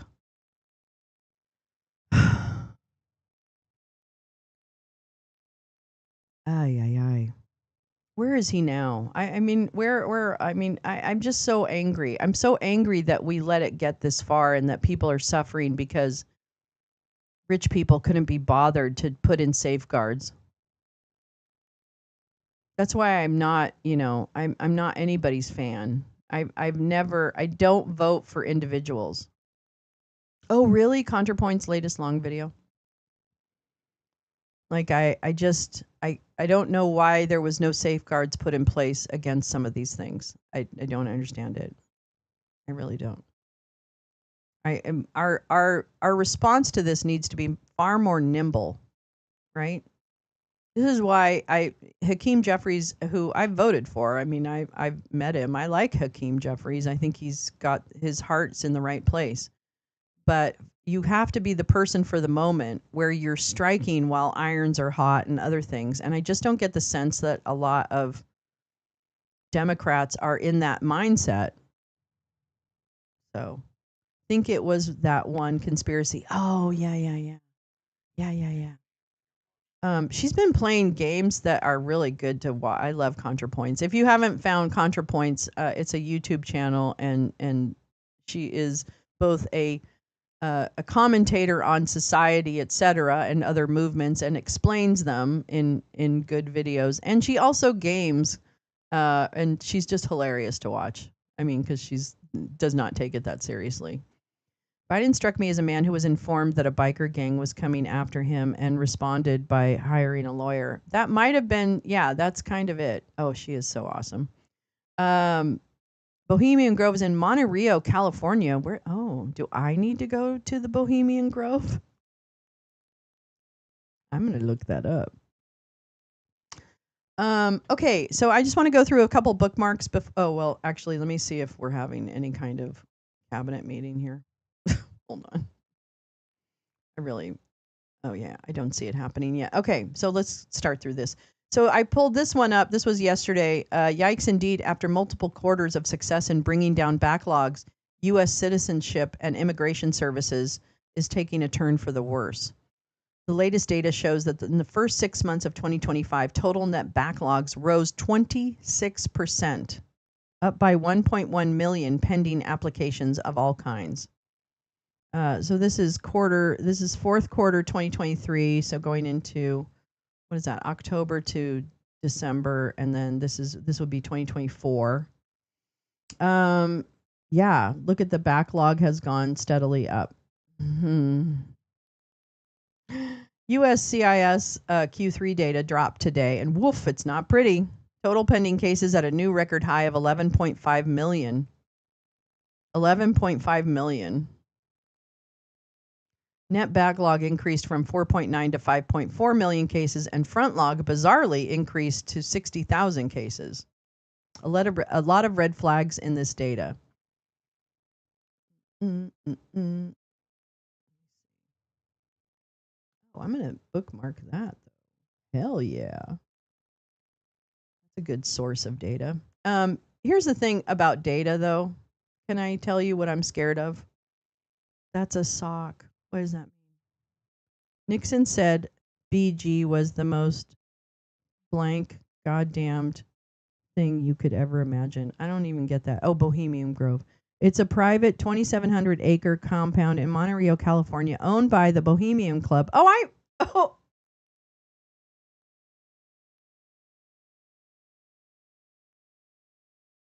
So I've stayed at the Bohemian Club in San Francisco. My ex-husband, his family are members.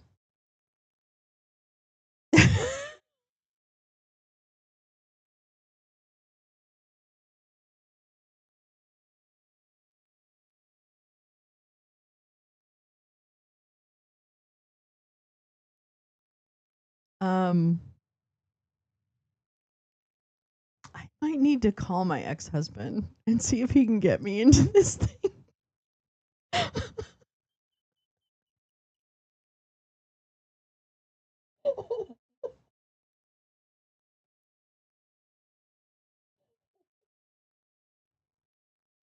I've stayed there a couple times. I'm back in the day. Oh my god. Yeah, I know that. I know that place. I know it well. Oh my god. I'm gonna call my ex-husband. I know. OPSEC. Oh man. Okay. Okay.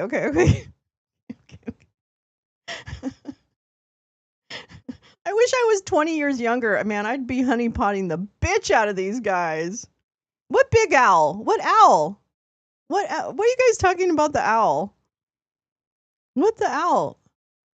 What owl? There's a giant owl god totem. Where? At the Bohemian Grove? Bohemian Grove is like 1970s conspiracy. Oh my gosh. There's a giant owl totem. Oh, okay. Da, da, da, da, da.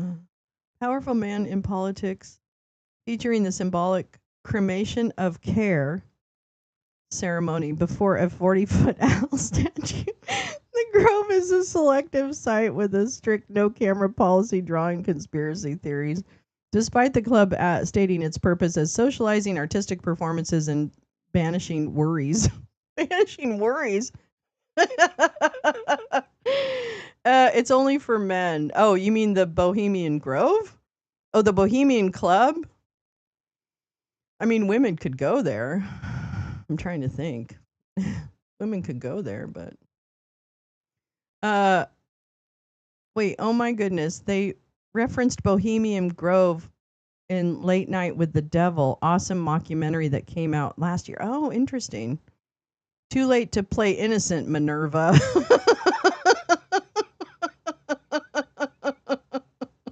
Burn your empathy. Oh my God. Despite his disparaging comments, Nixon was a member of the Bohemian Club and attended social. I mean, it's a beautiful club. I will say that. It's absolutely lovely. But, oh my God. Oh man. Yikes. Okay. Okay. That time Lolo realized she's the owl. Oh fuck. Okay, anyway, I'm sorry. I don't know why I'm lingering on that. Okay, and then this is something that we I shared a couple days ago. Gal shared it with us, and so I put it in the thing. Ex parte Milligan and limits of martial law. Ooh, Steve Bladek. I like him. Steve's. I like Steve. Oh, this is from 2024. Although it was later narrowed, the Supreme Court's 1866 repudiation of Civil War era military commissions remains a bulwark against military authority. Okay, I'm going to keep going because I want to see. I think they're going to start this fucking press conference at any moment. Oh, did you see this part? This one that Anna Bauer had put about yesterday's hearing for James Comey. Yeah.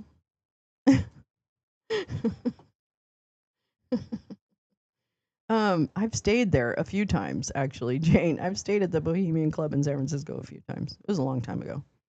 I don't think the Grove and the club are not the same place, but they're connected apparently. So, whatever. Hey, you guys, is it a good sign or a bad sign if the prosecution is just getting its hands around the evidence after it criminally charged the former FBI director?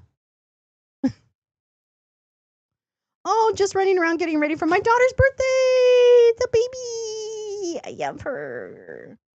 I love her. Happy birthday, little gal. Oh, she's such a good kid. She's a great kid.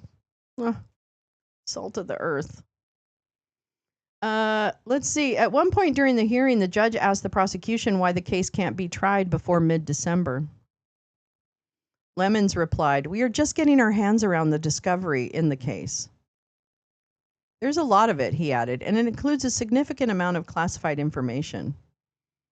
So basically, talk about the cart before the horse. That's what we have going on with the Comey comedy. We're going to call it comedy, not Comey. Oh, now this is interesting because Jenny, we love Jenny Cohn.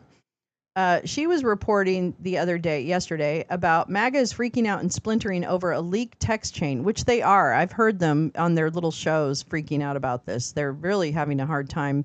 MAGA is splitting in terms of who is team whatever and who is team like Candace Owens. Candace Owens is causing a ton of heartache for the right-wing media machine. And I don't know if it's on purpose or I don't know. Who knows with these people? But she's really focused on Charlie Kirk was a fake, which is whatever. Charlie Kirk, this is a text chain so MAGA's freaking out where Kirk wrote, oh, God damn it. Okay. Which TPUSA's Andrew Colvett says is real, where Kirk wrote, just lost another Jewish donor. Jewish donors play into all the stereotypes. I cannot and will not be bullied like this, leaving me no choice but to leave the pro-Israel cause. I mean, it sounds like a strange thing to put in like text. I don't know. Maybe. Charlie Kirk, I'm thinking we won't cancel Tucker. I'm thinking of inviting Candace. Leaving me no choice. Okay, please don't invite Candace. That might feel good in the short term, but it's not good long term, in my opinion. Like all groups, you're going to get a wide variety of opinions. That nasty free will thing that God bestowed upon us. Okay.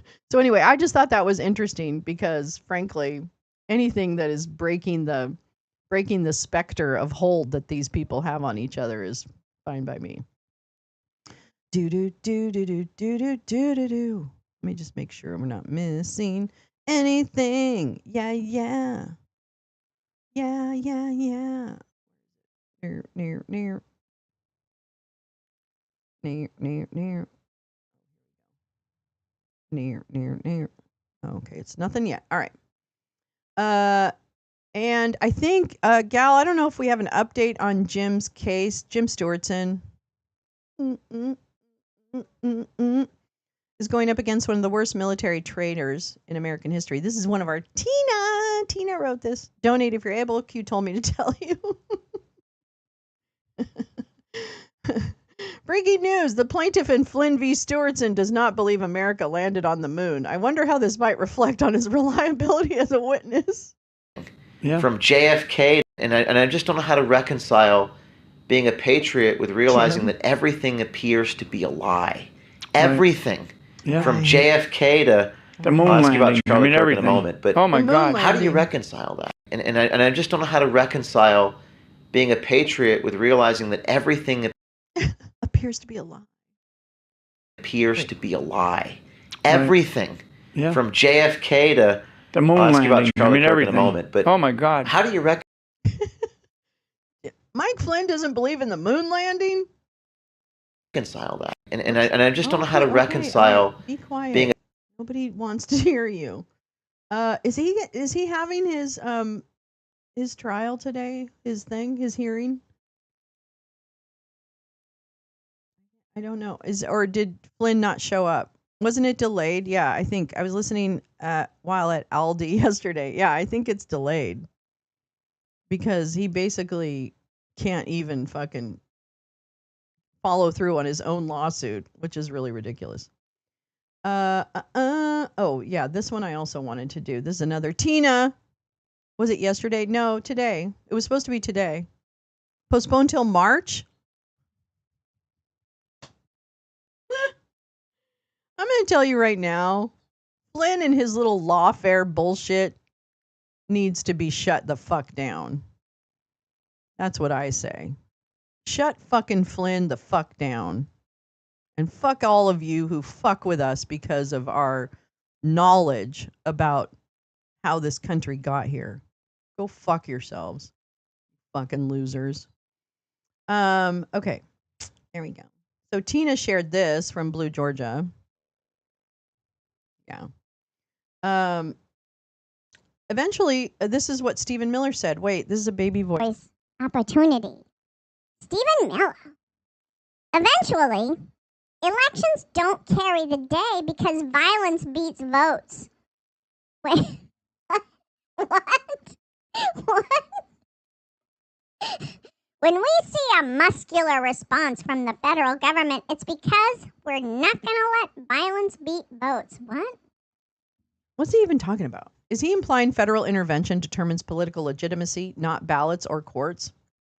Danger. Undoubtedly. So you have to clear a safe perimeter so that ICE officers can carry out their duties without being an imminent threat of physical harm. And the fact that we've normalized these attacks on ICE officers, that is how you end up in a society in which domestic terrorism becomes the norm, and eventually elections don't carry the day because violence beats votes. And that's what we're seeing attempted. And so when we see a muscular response from the federal government, it's because we're not going to let violence beat votes. They're in physical danger. So you have to clear a safe perimeter. He's really, you know what? I think Nuremberg 2.0 is going to be lit. That's what I say. There were barely computers in 69. There's no way the moon landing was special effects. Plan 9 from outer space was just 12 years prior. You could see the strings. Really, for real. Oh my God.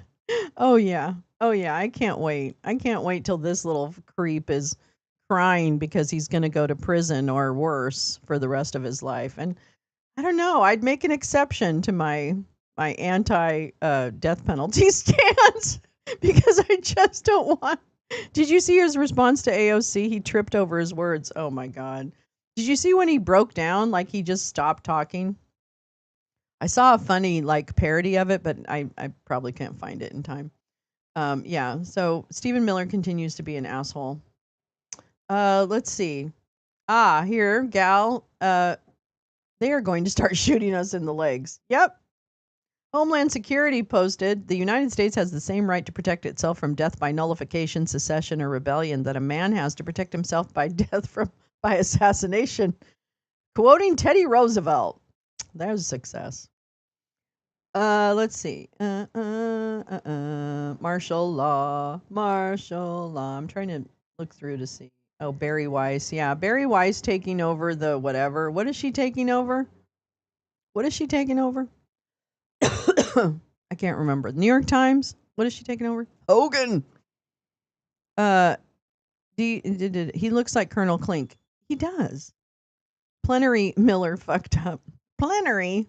DHS social media straight up white power. I'm 100%. Fox made him watch it. Oh my God. Oh, here we go.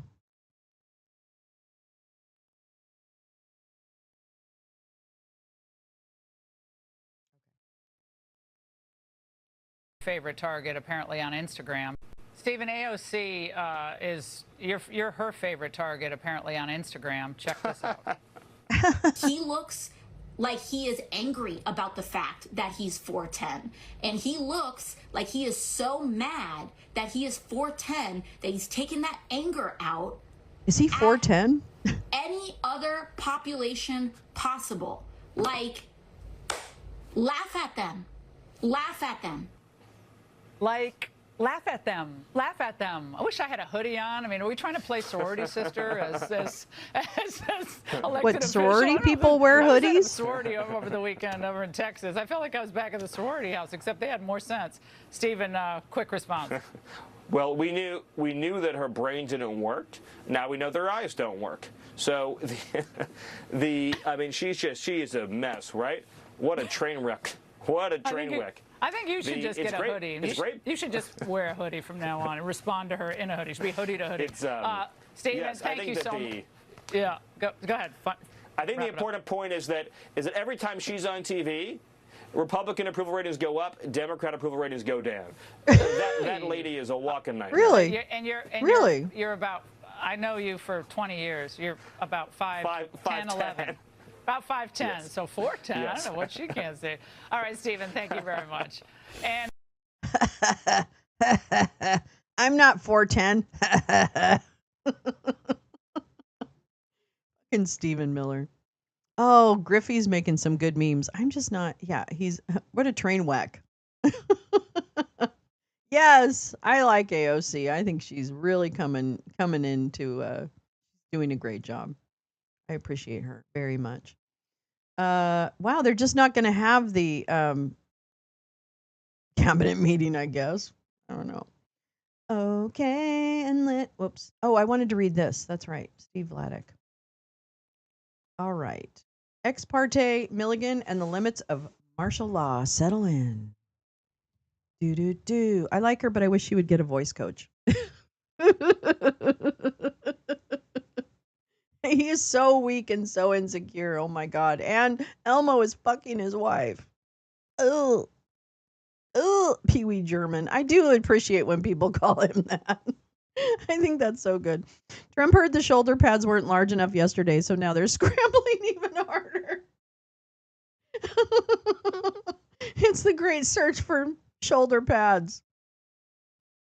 Her point, Timo Hitler, is that you seem like you're compensating for some deficiency, which we clearly know may be true. And the fact that you lost your wife to Elmo is like completely peak. That should be so embarrassing for you. All right. Although it was later narrowed, the Supreme Court's 1866 repudiation of Civil War era military commissions remains a bulwark against military authority wherever civilian courts are functioning. Okay.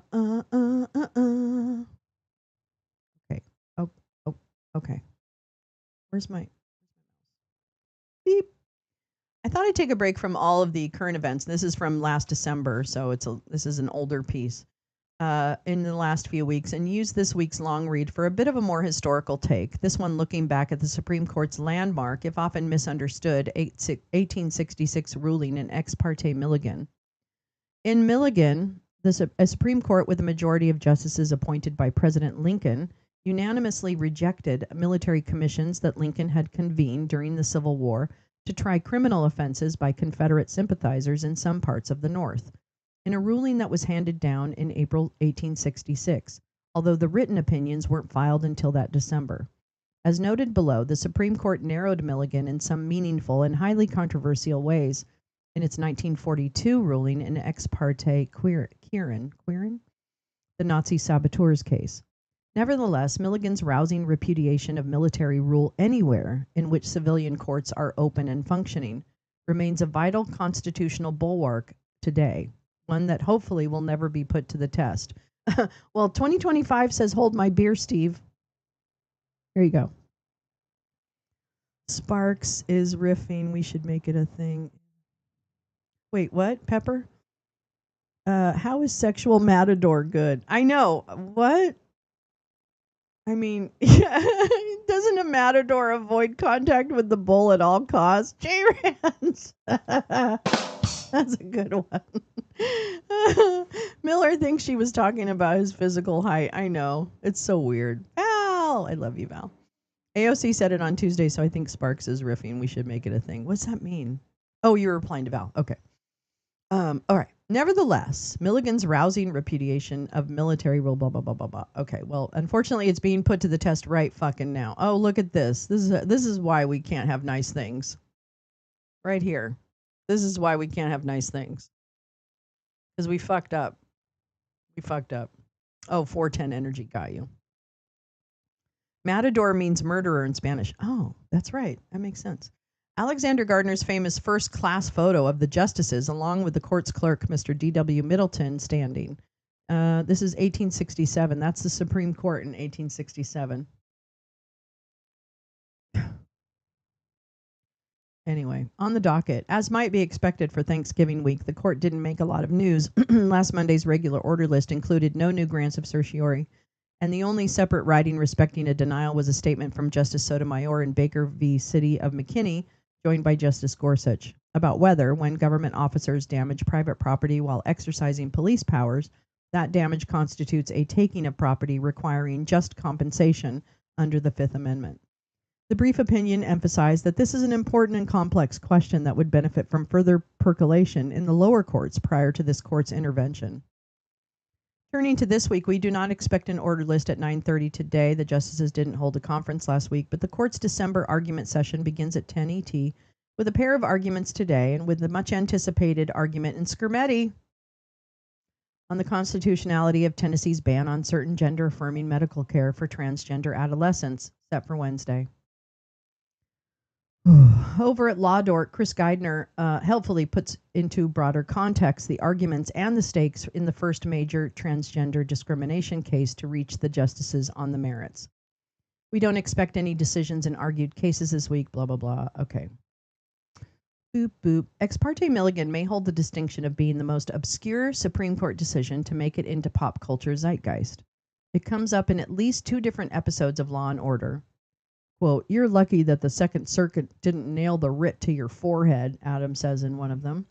It gets a brief discussion in the 1998 movie The Siege, and otherwise comes up every so often for its brief but still deeply relevant discussion of the limits on martial law. Indeed, Milligan may well own the title of the Supreme Court's first major civil liberties ruling in its history, and it was a dandy. At its core, Milligan was about one set of military commissions that the Lincoln administration used during the Civil War to try a handful of suspected Confederate sympathizers in the North. To be sure, the Union Army also used military commissions in areas in which there was no functioning civil government, but those raised different questions from the ones at issue in Milligan, which were used in parts of the country in which civil authority was very much in place, even if, as was true in southern Indiana, it was somewhat hostile to the federal government. At the time, perhaps the most well-known of the military commission prosecutions was the 1863 trial of Clement Vallandigham, I don't even know how to say that, de facto leader of the Peace Democrats, known by their critics as Copperheads. Vallandigham, sorry. was tried by a military commission in Ohio for inflammatory speeches he gave sharply criticizing the war. He was convicted and sentenced to exile to the Confederacy. And although he attempted to get the U.S. Supreme Court to review the conviction, the court would hold in February 1864 that it lacked the power to hear any appeal from Vallandigham's military commission. Lambden Milligan was not the national political figure that Vallandigham was. Instead, he was one of 10 defendants in what were known as the Indianapolis treason trials of 1864, in which the federal government tried by a military commission rather than a civilian court. Confederate sympathizers who were tried rather than civilian court, Confederate sympathizers who were accused of having stockpiled weapons as part of a suspected plot to attack state and federal authorities, including a possible raid and attempt to liberate a nearby Confederate POW camp. One escaped to Canada and was found guilty and sentenced to death in absentia. 5 others agreed to testify against the remaining defendants in exchange for the charge being dropped. That left Milligan and 3 co-defendants who were found guilty in late 1864. Milligan and 2 others, William Bowles and Stephen Horsey, were sentenced to death. Andrew Humphreys was sentenced to hard labor. In May 1865, shortly after President Johnson commuted the death sentences to life imprisonment, lawyers filed habeas petitions on behalf of Milligan, Bowles, and Horsey in the U.S. Circuit Court for the District of Indiana. There, the local district judge and the circuit justice, David Davis, agreed to divide in order to create grounds for an appeal to the U.S. Supreme Court. The justices heard 7 days of oral arguments, wow, that's a lot, in March 1866 from a flanks of leading lawyers, including Congressman and future President James A. Garfield, on Milligan's behalf. On April 3rd, just before the end of December 1865 term, Chief Justice Chase announced from the bench that the court had concluded that the military commission lacked jurisdiction to try the 3 defendants and that they should therefore be released. The opinions respecting that ruling would come down shortly after the court's December 1866 term began on December 17th. Wait, why does who come here? Wait. Did I miss something? Why did who come here? Wait, who's come here? Did somebody come here? Did somebody come here? Let's see. Where am I? Oh, for a 5-justice majority, Justice Davis held that the central constitutional problem with the military commissions was that they violated the defendant's right to a trial by jury under the 6th Amendment, a holding that also called into serious, if not fatal, question the military commission that had been convened to try and had convicted and sentenced to death 8 of the Lincoln assassination conspirators. More fundamentally, Davis wrote, the problem with the government's resort to military process was, at the time of the military commission, civilian courts in Indiana were fully functioning. In Davis's word, military authority, quote, can never be applied to citizens in states which have upheld the authority of the government and where the courts are open and their process unobstructed. This court has judicial knowledge in that in Indiana, the federal authority was always unopposed, and its courts always open to hear criminal accusations and redress grievances. And no usage of war could sanction a military trial for any offense whatever of a citizen in civil life, in no wise connected with the military service. In other words, the right to a jury trial was a bulwark against military prosecutions even during wartime, at least for those with no formal connection to the military. Martial law might be an exception in those areas in which it was properly in effect, but that couldn't and didn't include places in which civilian courts were open and functioning. In a separate opinion on behalf of 4 justices, which was very unusual at the time, Chief Justice Chase rested his conclusion on a far narrower ground. Not that the military commissions were always unconstitutional, but that their defect in the Civil War era context was Congress's failure to expressly authorize them. I'm going to read that again.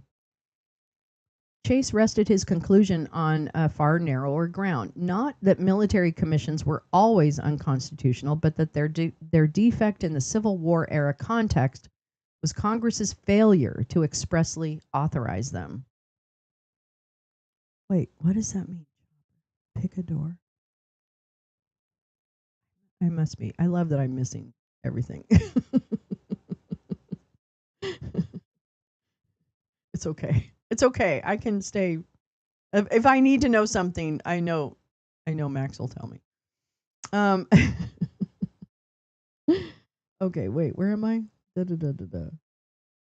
Thus, whereas the majority focused on the individual liberties of the defendants, the theme of the concurrence was the proper separation of powers. Separation of powers, what a concept. I've written before about how the court narrowed Milligan somewhat in 1942 when it upheld in ex parte Quirin the military commission prosecution of Nazi saboteurs who had surreptitiously entered the United States, even though the civilian courts were open and functioning. Critically, Quirin purported to distinguish Milligan on two grounds: that Congress had authorized the Saboteurs Commission, and that, in any event, there was an exception to the Sixth Amendment for offenses committed by enemy belligerents against the laws of war. Although both of these grounds were highly dubious, they also reinforce how much of Milligan remains good law today. Why is my nose running? Why don't you catch it? Why is my nose running? Oh well, doesn't matter. Okay. Uh, uh, the picadors. Oh, that's the part of the bullfighting. To be sure, Hamadan doesn't settle. Wait, I'm so sorry. I really fucked that up.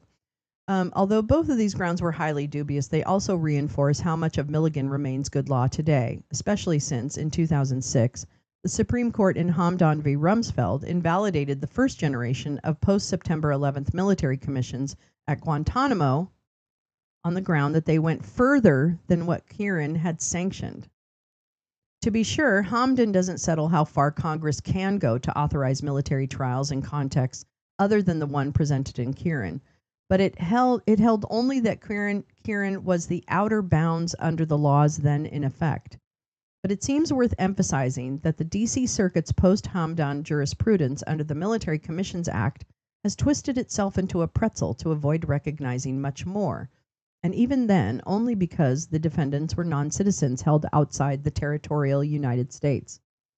Milligan thus remains today a forceful precedent for the idea that civilians in the United States are entitled to civilian criminal prosecutions rather than military trials, so long as the civilian courts are functioning, which is really interesting about where the court and judges and federal judiciary is under attack. And here, Steve is, what is that, prescient? Is it prescient when you're telling the future? One can hope that we never find out just how forceful a precedent is. Well, welcome to 2025, Steve. Wait. And reading about the picador, I am ever more saddened about the bullfight. Oh yeah, bullfighting is just pretty bad. Pretty bad. I mean, the costumes are beautiful, but no, it's a terrible sport. It's not a sport. It's a terrible situation. Let's see. Okay. The image accompanying today's post is a digital reproduction of the first of its kind, the very first time that the Supreme Court justices all sat together for a group photograph. It just happened to be the same justices who had recently decided Milligan, hence my choice to use it. As the Supreme Court website explains through a wonderful digital collection maintained by the court's curator, quote, on February 23, 1867, the Supreme Court justices made their way to Alexander Gardner's photographic gallery at 7th and D Streets in Northwest, in downtown Washington, D.C., to pose for a group portrait for the first time. Soon afterward, a local newspaper, probably repeating Gardner's own wording, described it as showing, quote, the Supreme Court on the bench, costumed in robes of office, with the clerk of the court in attendance in citizen's dress. This is the only time the justices have ever been joined by anyone else for such a photograph. Over time, the class photo has become one of the court's more visible traditions. Since 1894, the justices have sat or stood in the same seniority order. Since the early 1900s, a new picture has been taken at least once a year in which a new justice has joined the court. Since 1930, the justices have appeared in front of velvet drapery. Since 1941, the picture has been taken in the court's own facilities. Since 1965, the picture has been in color. And since 2017, and this is my favorite, the picture isn't even a single picture, it's a composite. Each justice gets to pick their favorite image of themselves from a series of group shots taken by the court's photographer, which, for lack of a better verb, get photoshopped into a single public graphic that at least appears to be a single image. Are you kidding? Are you kidding? They pay someone to Photoshop the class photo? Are you kidding me? Oh my God. It turns out that even the seemingly most straightforward things about the Supreme Court have complicated stories, traditions, norms, and carefully choreographed choices behind them. Oh my God. This world is just beyond my comprehension sometimes.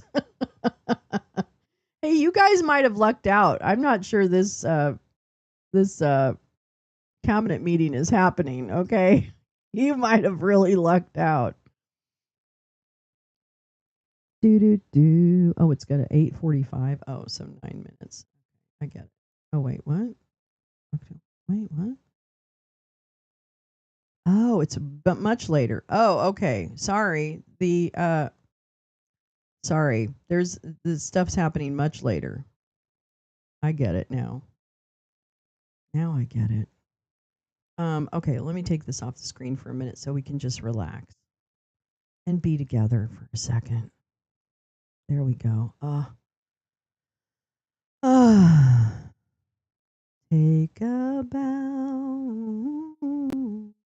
That is a good music video. That the person who is the matador is very handsome in that video. I think he's a real matador. Is that true or was? Maybe I'm wrong. He might just be an actor.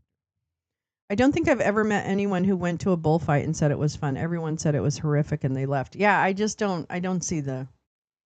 I've been in a bull ring in Spain, like to see it, but it didn't have bulls in it, and it wasn't a bullfight. They weren't active, but I mean, I don't know. Can't they all just wear snazzy costumes and instead try to put flower hair clips on the bull? Yes. See, it could be a glow up. I mean, why can't they do it and not? Yeah, why can't they just like show the bull and maybe run around like the rodeo clowns do? They run around. I mean, yes. I mean, I think there's ways to do it where you're not killing animals or torturing them or making them, spectacles. I don't know. All right. So let's see. He's also Dumpy Dump is also meeting with the president of Finland today. What is that? Is he president of Finland? Where? Yeah, Republic of Finland. So the Finnish president is coming today. Do they at least eat it? No, they don't. I don't think so. How about we evolve to not find that a form of entertainment? Yeah. How about we do that? Why can't we do that? Why can't we have nice things? Yeah, doing a flamenco, dancing in those get-ups. Oh, yeah, I'd like to imagine. No, I'm just kidding. I don't know why I said that. Okay. They keep an ear. Oh, that's right. Oh, God, that's so awful. Oh. Blah, blah, blah. Terrible.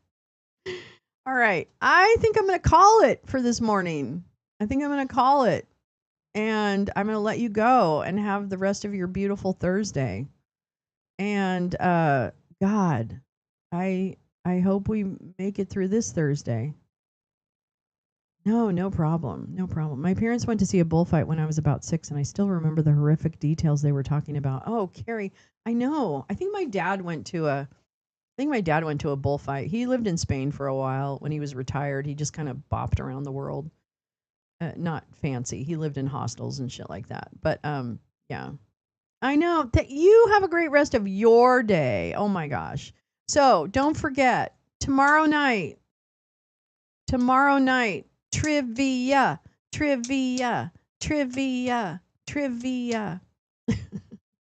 We're gonna do some trivia tomorrow night.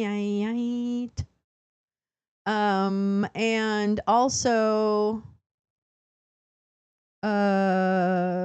let's see. And then Saturday, we're having movies. We're doing a Star Trek movie and then something else. And then Sunday is what? No, nothing. Oh, so next Saturday is oh,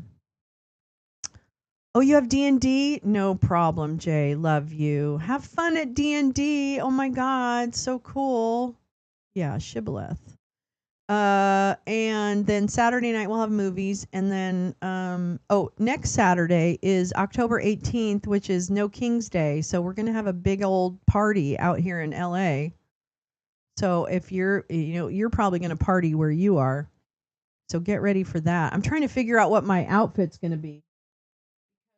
I really need to incorporate the hot dog fingers.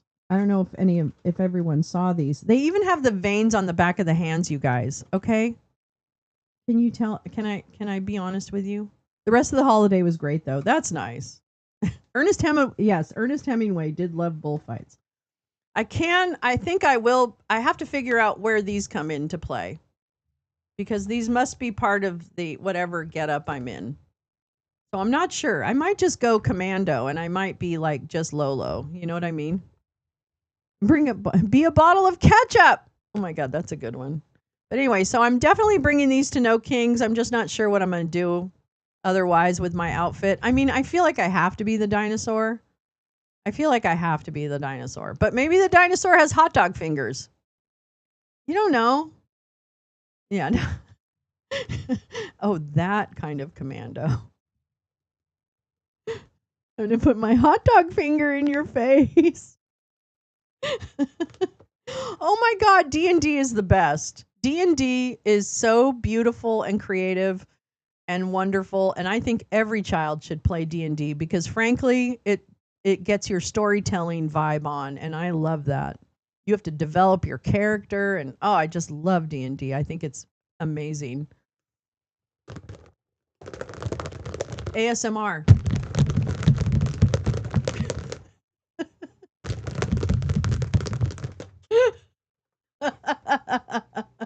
Helen Mirren. Oh my god, where's Helen Mirren? Hold on. Oh my god. Wait, she's down here. Hold on. Helen, they're asking for you. Helen, come here. They're asking for you. Helen, everybody wants to know how you are. Helen, everyone wants to know. How are you? Are you okay?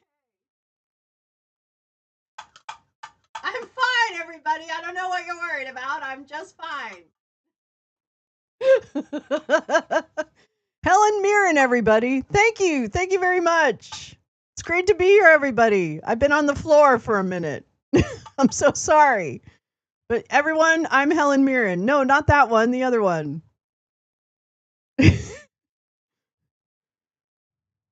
I've got my eye on you. Wait, where's my eyes? There it is. I've got my eye on you. I love you. I love you. I love you. I love you all so much. I hope you have the best Thursday ever. Don't be mean. Check your voter registration.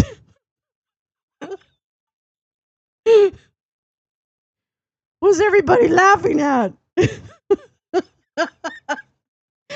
Thank you, Helen Mirren. It's so great to see you. It's really great to see you too, Lolo. I love you. You know how much I love you. I do. I love you very much.